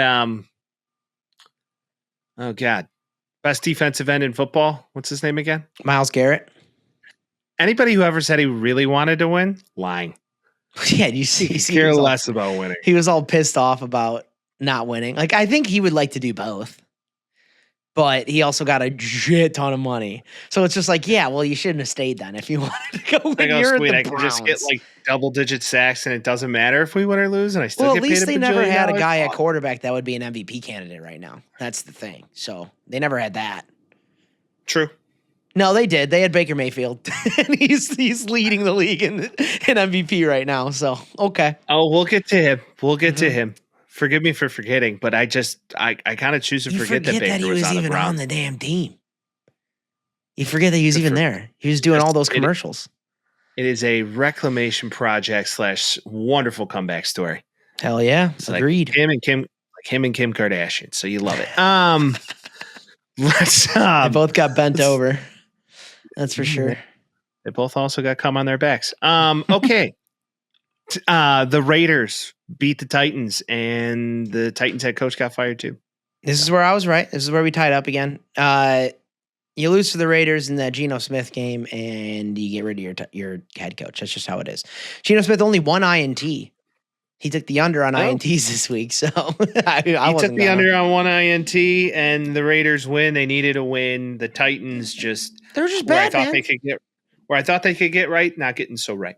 They're just bad. I think Cam Ward is decent, and I think that's all you can really root for. But other than that, they're just bad. Like, you can't even expect them to be good on a team like that. They're just not good. Very true. The 49ers don't show up against the Bucks. Mac Jones, not very good. It's too many starts. It's the same thing I did with me picking Flacco this week was just based off of how Flacco played against the Packers, and you get that one game Flacco bump. Same thing with Mac Jones. You can't go 3 weeks with him. Like, you'll get figured out and it's over. That's just how it feels. Well, I feel bad to all of the Emeka Ibuka fantasy owners. Yeah. Man, that you're not feeling good about that. It was good for a little bit. It was fun while it lasted. Now they need to get now they got to get their dogs back. Yep. They got to get them back. Get Godwin going. That's what you got to do. Get Godwin going, get Evans back, and before you know it, you'll be back there. But hey, they have the blessings of being, not short of weapons. Yeah. Speaking not short of weapons, the Packers, Josh Jacobs come back.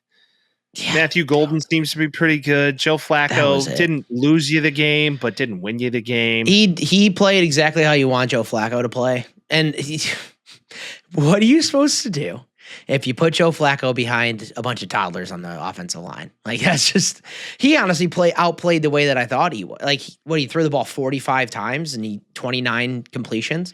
The only one worse than that, I think, this week was Dylan Gabriel. He went 29 for 52. So, like, you can't make a successful pass. He seemed to remember that Jamar Chase is on the team in the second half, and that worked out for him a little bit. But the Packers are just way better than the Bengals. That's just what it is. Is the NFC North the best division in football? Yeah, oh yeah. No question. There's no team with a losing record. No question at all. It's a weird thing to say. Last year was similar, except the Bears were shitting themselves, and now every team has 3 or 4 wins. What I get pissed off about is the Lions have 4 wins and 2 losses, and they're in second because the Packers tied. So they're 3-1-1, and that's better than 4-2. I digress, man. Stupid. It's insane to me that the Packers continue to kind of skate by, and they're really good. It's like, I think who have they're. they beat? I do think they're very good, but I do think they're monumentally flawed.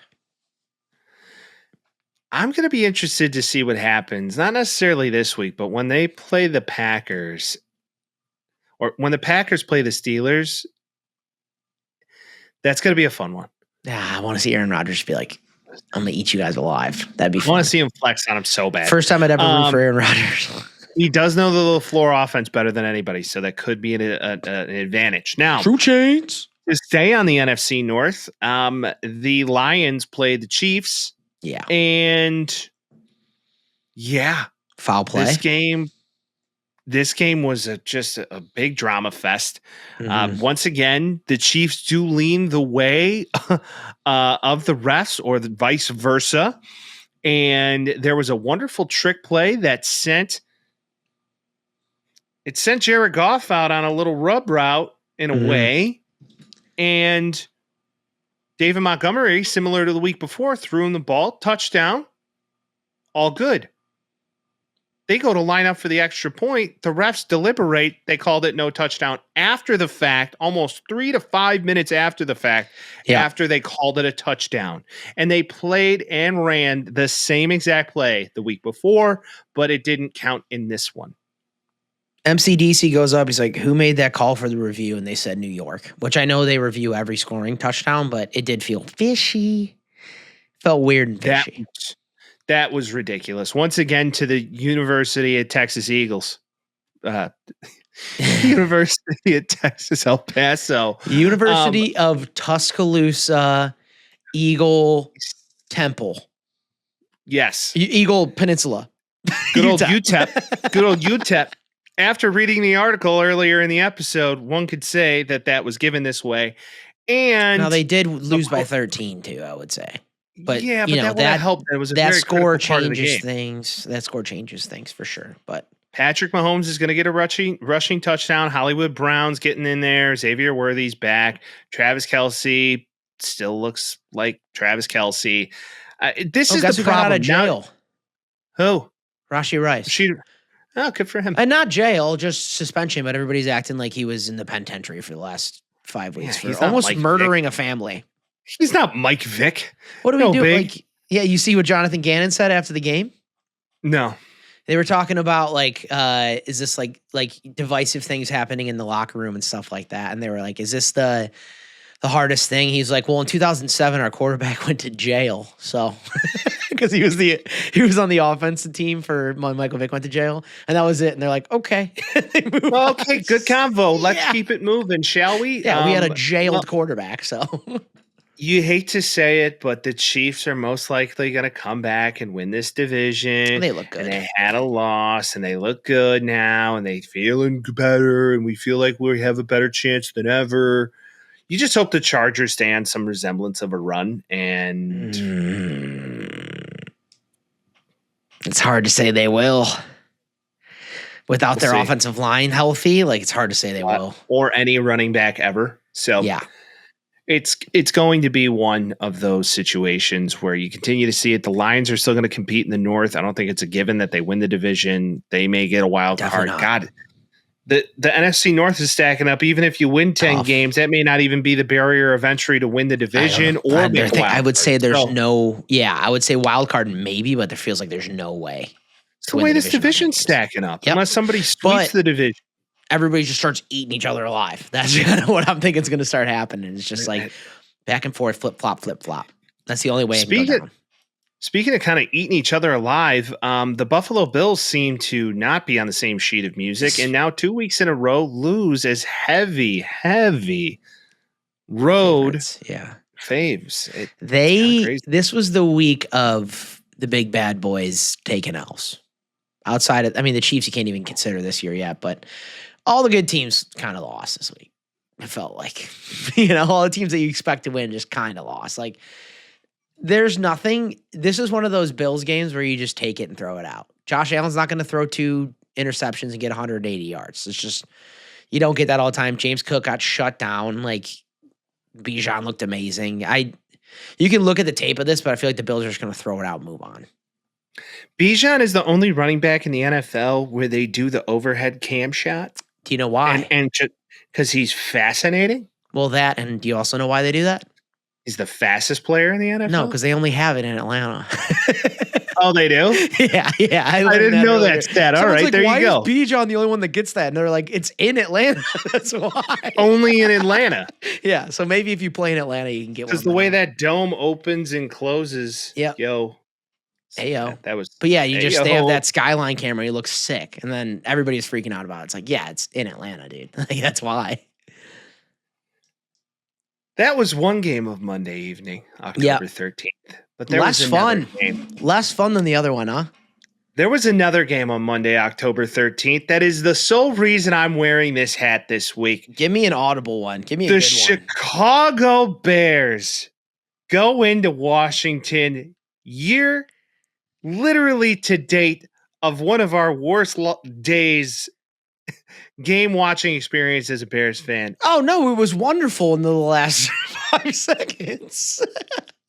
And then the Bears lost last year on the Fail Mary, one would like to call it, and then come back this year and show fight grit and win this Monday night game 25-24. In the second game in a row, they've won by 25-24 on a game-winning field goal.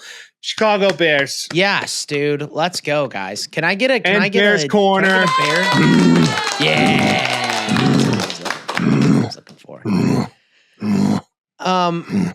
Fun fact.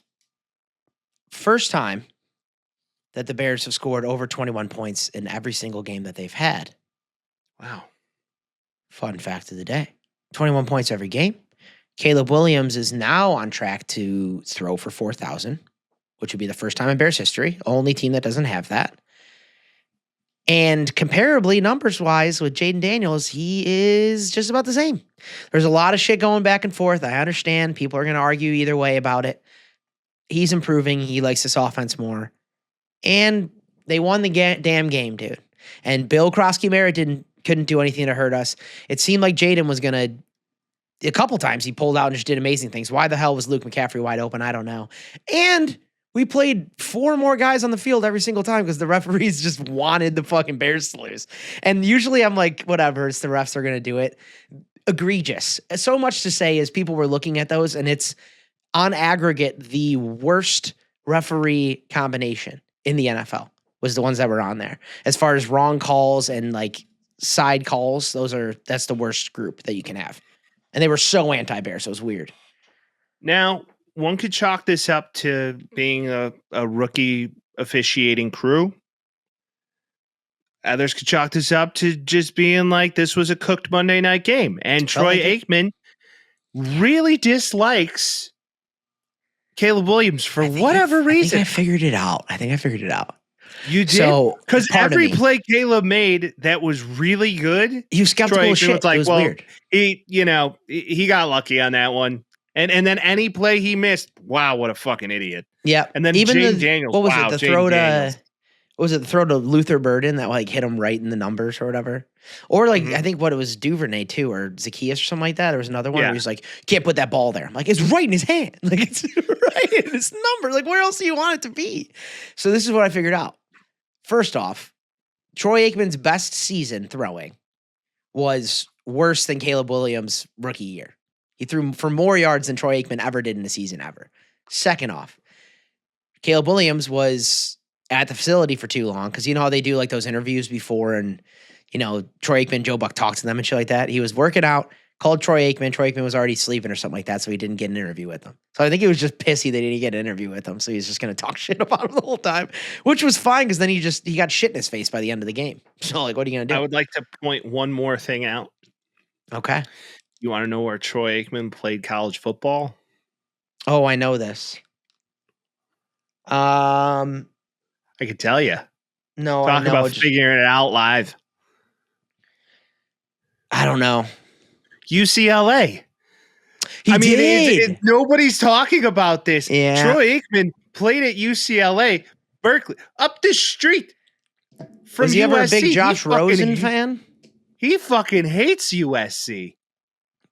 Yeah. So Caleb, USC guy, true and true Trojan, fight on, first pick in the draft. Dude, I will take I all think the next is smoke if place that's going to bag. happen. I'll take all the smoke. I Give hope it to me. this What a hater. creates a hater in Caleb's life that motivates him to be great. Hey, you want a little spin zone, though? Sure. Every team runs into these games where the referees are just not on their side. And the Bears always would lose those. Bad teams always lose those. They won despite the refs, which is something that good teams do until they start getting favorable calls because they're good teams. So as far as I'm concerned, this is a game that we would always lose. This is the second game this year that we would always lose. The first one being the Raiders game. That they went in there and they took care of business when they needed to. And fucking Jake Moody, actually, guys. Jake crowd, Moody. thank you. Jake Moody. Comes in. Is he our kicker now? I don't know. I think he's going to stay on the payroll, though, because the moment, just like who the most popular quarterback is in Chicago is the backup quarterback. Yeah. Now the most popular kicker in Chicago is going to be the backup. Oh, it's going to be Jake Moody for sure. So the moment Unless Kairos Kairos nails. Yeah. Unless Kairos just absolute elite, they're going to be calling for Moody. I mean, we have And the I feel like highest drafted special teams room in the league. This is, no shit. That is such a plug. Was he a third round draft pick, Jake Moody? He was a third round draft pick. And then you got Torrey Taylor, by the way, who was quite good. He was I'll give good. him credit. He was good. He needed to be good, and he was good in his 3 punts. And they were both third and fourth round. Like, what do we do? We have the highest drafted special teams unit in all of the NFL. If it worked, I think it was, wasn't it Harbaugh that drafted Jake Moody third round? I know that's a Shanahan pick. You sure? I thought it was Harbaugh. That is 1,000%. That is 1,000%. Good for Shanahan. Shanahan. And in a way, I kind of feel like we got one. We got one on San Francisco. We finally may have got our one. I'd like to say. Let's not get too excited too soon. But the real MVP of this game, you can say what you want about Caleb. He played a good game. He didn't turn the ball over. He got a touchdown taken away from him on a stupid fucking legal procedure call. That was bullshit. That both gave him and Rome just an absolute reason to go out and be fucking elite this week. Mm-hmm. But DeAndre Swift, 14 Great. carries, 108 yards, 2 receptions, 67 yards for a touchdown, single-handedly the reason he kept us in this game. And I think a comeback game of the century compared to last year, which he was also nails. He clearly just has this ability to piece through this what's his name? Dan Quinn defense because they didn't look fantastic. Well, and to your point too, I think it's like we always have issues on the offensive line, and they looked so good this game. Like Darnell Wright looks very good now, and Joe Thuney, no sacks. He does his job. Like everybody's doing their job. You're going to have back and forth. Obviously, Theo Benedict's in there. You don't love that, but they kept him upright. They let him throw the ball. He still holds the ball a little too long. You got to get rid of it sometimes. But in the grand scheme of things, the line looked good, which allowed running to look good, which allowed play action and passing to work out. You got to do like. Same thing with the Lions last year. Ben Johnson's offense does not function if you can't run the ball. I think Joe Thuney and this middle pack of this offensive line is definitely starting to gel. Feels like it. Jonah Jackson, Drew Dahlman, Thuney, Dahlman, they're all seemingly learning how to play together in the middle together. And then it was good to have your starting right tackle back. There's no doubt about it. Well, and that's the thing too, is like in games this year, Darnell Wright is a top 10 tackle as far as offensive line stats are, they're barbaric. But at the end of the day, like he's playing like we drafted him. And that's what you want. Another situation where you love to see it happening again. TJ Edwards is a difference maker when he's back on the field. Always. And Noah Sewell, please be okay. Yeah, you hope he's okay. You hope it works. It's just we can't keep getting beat in the secondary, and missing Jalen Johnson is an understatement at this stage of the game. Jaquan Brisker, though, good on you. Get the ball Ball going, guy. Looking an awful lot of Eddie Jackson, but that low hit was bullshit, by the way. 100%. It was garbage. And Ball hawking scares me. The Bears' defense is always just based on turnovers. It always has been. I mean, even in like 2006, when we went to the Super Bowl, it was the Bears scored almost as many points on defense as they did offense. Like, you want to make sure coverage is good, but hey, if you're going to get a pick off of Jaden Daniels, do it. And they did. Hey, good, better, best. Let's go. I love that. He got me so hyped. I was ready to run through a wall listening to that post-game press. This man single-handedly has brought the Chicago Bears back to some sort of relevance. He is no bullshit. And well, it just feels a little different than it has in the past with this head coach. It felt pretty good with Nagy. Mike. Well, they were serious. This man's as serious. Yes, he's a football coach through and through. He is a tough son of a no bitch, cats. And he's no gonna cats push in you. sight, dude. Yeah, you're gonna either play for this guy or you ain't playing. So 100%. It seems like they're buying in, and I'm cautiously, as we both are, cautiously optimistic. Go Bears. We have to check in on Wife Bet because we talked about Wife Bet on this. How do you feel? Yeah. What's the heat? Do you want to give the background and tell me the heat meter? So to those of you who are just joining the podcast for the first time, my wife of now 2 years, literally on the nose, happy anniversary, wife, happy love you a lot. And now, significant other of almost 9.5 years.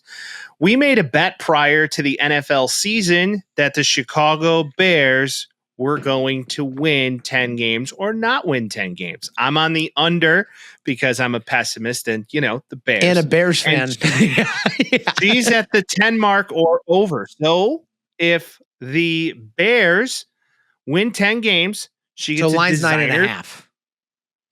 Line's 9.5. Okay. The Bears win 10 games, she gets a designer bag of her choice. Hey, yo. If the Bears don't win 10 games, she gets a designer bag of her choice. Yeah, right. I get an epic bottle of bourbon that I've wanted for a while. Choice. You buy her the bag anyway. Correct. Well, that's a good husband. Welcome to marriage life. How are you feeling about it? Where are you at, heat wise? Are we winning 10 games? I've never wanted to buy a bag more in my life. Okay. That's where I sit on. I've never wanted to buy a designer handbag more in my entire life. Okay. I think you'd look good with one too. Yeah. So that's the bet. And we hope you take track of it each week. Maybe you have an opinion on it. Call it in. 312-725-2107. Maybe you take it, right? So the ladies listening on the pod, give us your thoughts. What do you think about this? You think Mike's crazy? What's up? Also, what's up? How you doing, Ma? This single, what's up, Ma? I love the way that goes. All right, let's get some Week 7 picks in. And you announce and you pick first, Mike.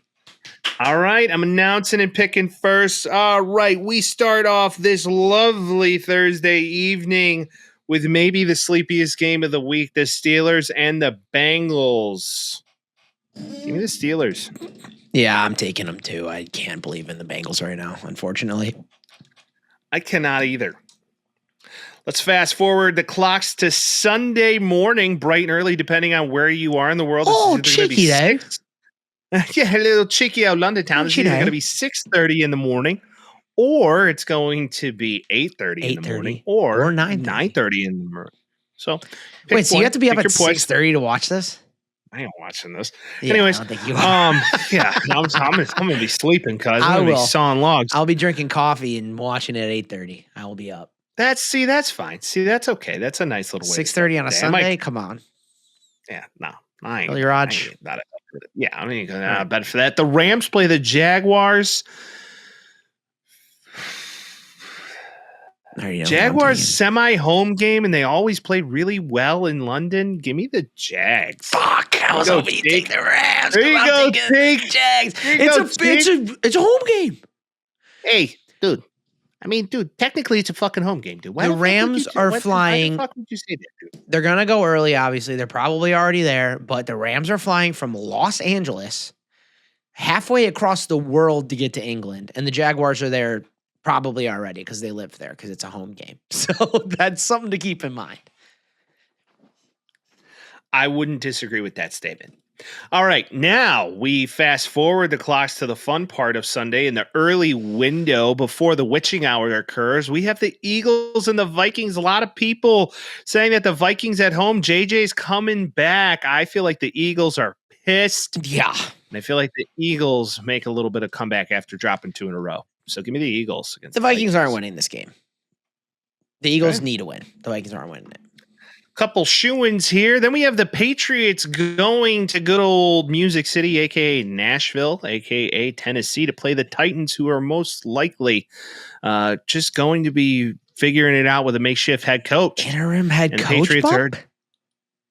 Yeah, Mike Vrabel with his old team trying to beat them very badly. Yeah, I'm going to go with the Patriots. Yeah. Give me the Patriots. I was taking them either way. I thought maybe that bump, and then I was like, oh, yeah, Vrabel.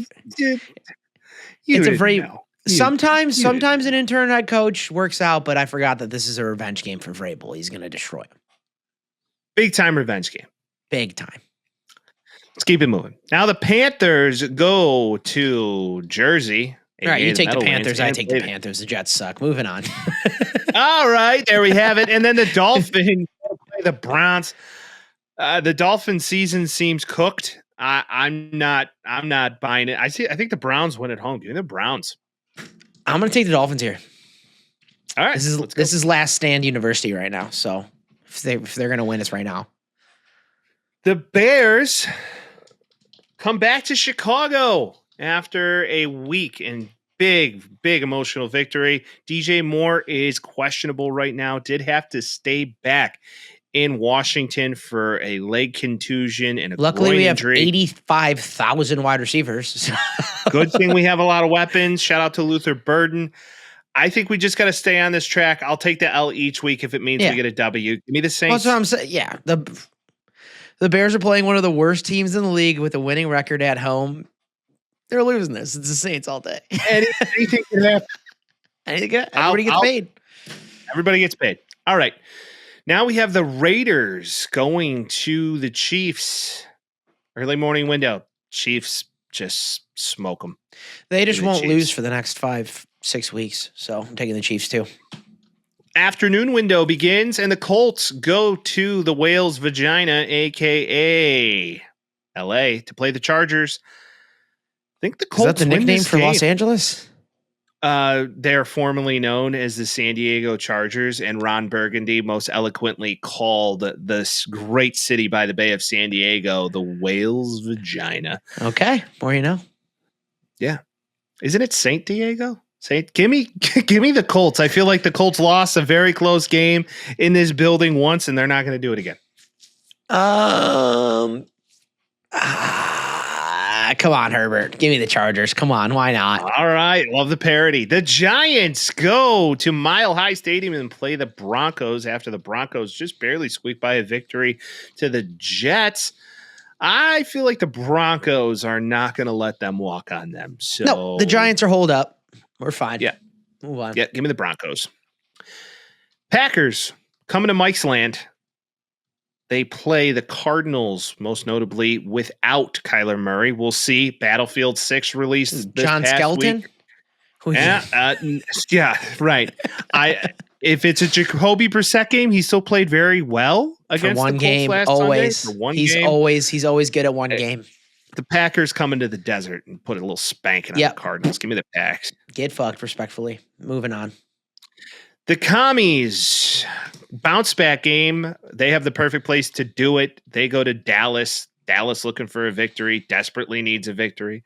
A lot of people are saying they can't get a victory. Really. Give me the Commies though, because I think they're coming in hot to this. Give me the Commies and also give me Bill Krosky-Mara at plus 100 rush yards. Okay, easy. Okay, I like the way you think. All right, now we got the Falcons going to San Fran Town. It depends if our short little friend from Arizona is going to get his comeback game. We will see.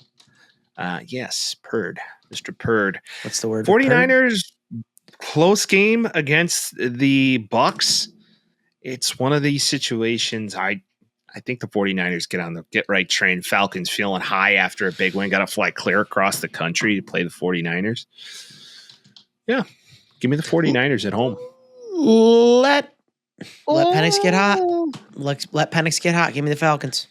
One could say penises get hot. Yep. All right, we have the Bucks going to good old Detroit on Monday night. Oh, what a game. Bucks are banged up. All offensive weapons are clearly on the IR right now for the Bucks. There's really no end in sight as to when they're going to have their weapons back. They're playing like dogs on defense, but the Lions are pissed for basically getting a game taken away. And not only that, getting in a full-blown fist fight with Juju Smith-Schuster. Oh, yeah. And We didn't even talk Patrick about Mahomes after that game, which, Brian by Branch. the way, Patrick Mahomes kind of deserved it. A little bit. Yeah, But he was also like, a trying to do the high condescending- five. And you he's get- like, fuck you. Yeah. He Yeah. can, though. You- He is Patrick Mahomes. You act like a condescending jagoff all night, and then you want to dap me? Dude, no. Especially I can see either after way. your offensive line is offsides every fucking play and it doesn't get called, I'd be pissed too. So, rightfully so, Juju, even though you're a USC boy and I love you, you deserve to get popped. Oh, yeah. And Patrick Mahomes, you deserve to get popped. Deion Branch, though, is suspended for a game. This could tie into that. I'm taking the Lions. I'm also taking the Lions. But Okay, I have a question for you. there. Yeah. How do we feel about these doubleheaders on Monday? I don't like it. Hate it. I hate it a lot. Well- Monday's supposed to be like it's like you're doing all the NFL drugs on Sunday, Every game you're like, oh yeah, lots of it. And then Monday's like the taper off. Like, oh yeah, give me one more so I can feel it out and then I move on, I can't have two because then I'm like, too much for a Monday. It's like drinking. You can't do it. Yeah. I don't disagree with that statement. And I prefer to just give me the one big one. Mm-hmm. Pause. And as then if it opposed sucks, then you just two, go to bed little early and silly you mayonnaise. wake up and have a good Tuesday. Like that's kind of how I feel. Because you thought the Falcons-Bills game was going to be a fun one. You're like, this game kind of fucking I thought it sucks. was going to be a And then- blowout the other way. Yeah, and then the Bears show up, and you're like, Bears. That was the game. We knew that was going to be the game. Bears. That was going to be the game. That's a revenge game. That is the new rivalry that has begun in a generation, by the way. Certainly. New rivalry of Certainly. a generation. Do we play in Washington every time though? Because why don't we have the Commanders? at Oh, we home? need. Oh, now they got to come to us. Better be. Now it's time to come to Chicago. I Feel how the agree. players play, where the wind I blows agree. cold. Yeah, and make it cold.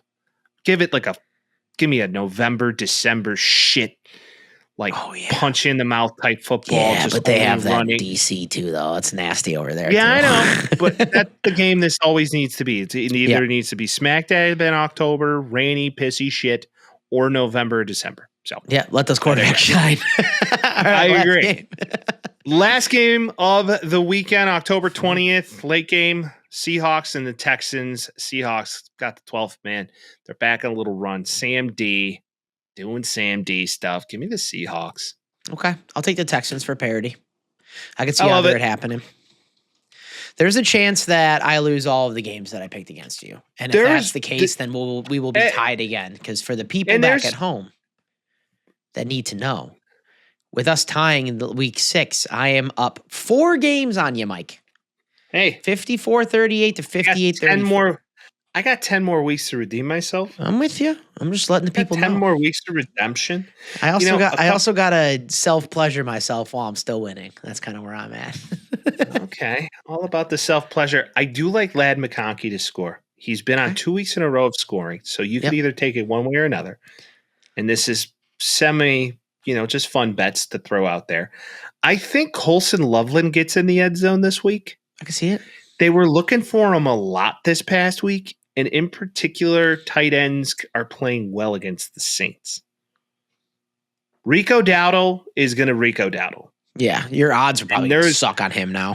There Yeah. is no Dowdle that he's going to get his touches. And then I could see the Rams trying to get the ball to, Puka, of course. Is he but okay? Yeah, I was gonna say, is this- Puka this- okay? Because he's a little shaken up. I think this is a Devontae game. Feels like it. And don't forget AJ Brown and Justin Jefferson really kind of don't like each other. So I think the two of them are going to be battling back and forth for yards. Let's go. I like that. All right. And then, just a score fest. You want to bet the over of a score fest? The Commies and Cowboys. It's just going to be like drag race. Dude, okay. What do you think it's at right now? Guess the number. 52. All right. What's point total for 52, you said? I'll take 49. Let's see what it says here. 55. See? It's a lot of points. It's a lot of points, Mike. A lot of people are saying that's a lot of points. We will see. What a fun week. Vince, I hate you. I hate you. I hate you. I hate to love you and love to hate you. That ain't no shit. It's just one of those things this week. I don't like Vince. And if you're just joining the podcast, I don't like him because USC plays Notre Dame in Indiana. Also, if you just joined the podcast, you just missed like an hour and a half. If you just joined the podcast, what the fuck are you doing? Come on, man. Just talk shit for almost 2 hours. I mean, like, what are you doing? This fucking guy pronounced UTEP wrong 17 times. Yeah. If you can, the University of Tampa, eating pistachios. Eucalyptus. Oh yeah, pistachios. P. Yeah. I threw the eucalyptus in there for the E. I like it. It's been a fun week, people. Has been. It's been a fun week. Are you ready to have fun weeks? Because if you're ready to have fun weeks, every Thursday you could make a down week a bright week by joining the Taxi Squad podcast. Because this podcast is every Thursday for the foreseeable future, even on Christmas. Literally. But maybe that's going to happen. Like that's going to release on probably Wednesday. We have Holly Jolly episodes. I could, by the way, as far as holidays go, I could skip this Halloween shit. I am not a spooky guy. I am not a spooky guy. I could not agree with you more, except for like the days that you go to a costume party, it's fun. But outside of that, I don't need any of it. We don't have kids yet. That's the thing. It changes. I understand you dress the kid up. He's cute. He's a pumpkin. You're also married, dude. It's a great time for somebody that's not married.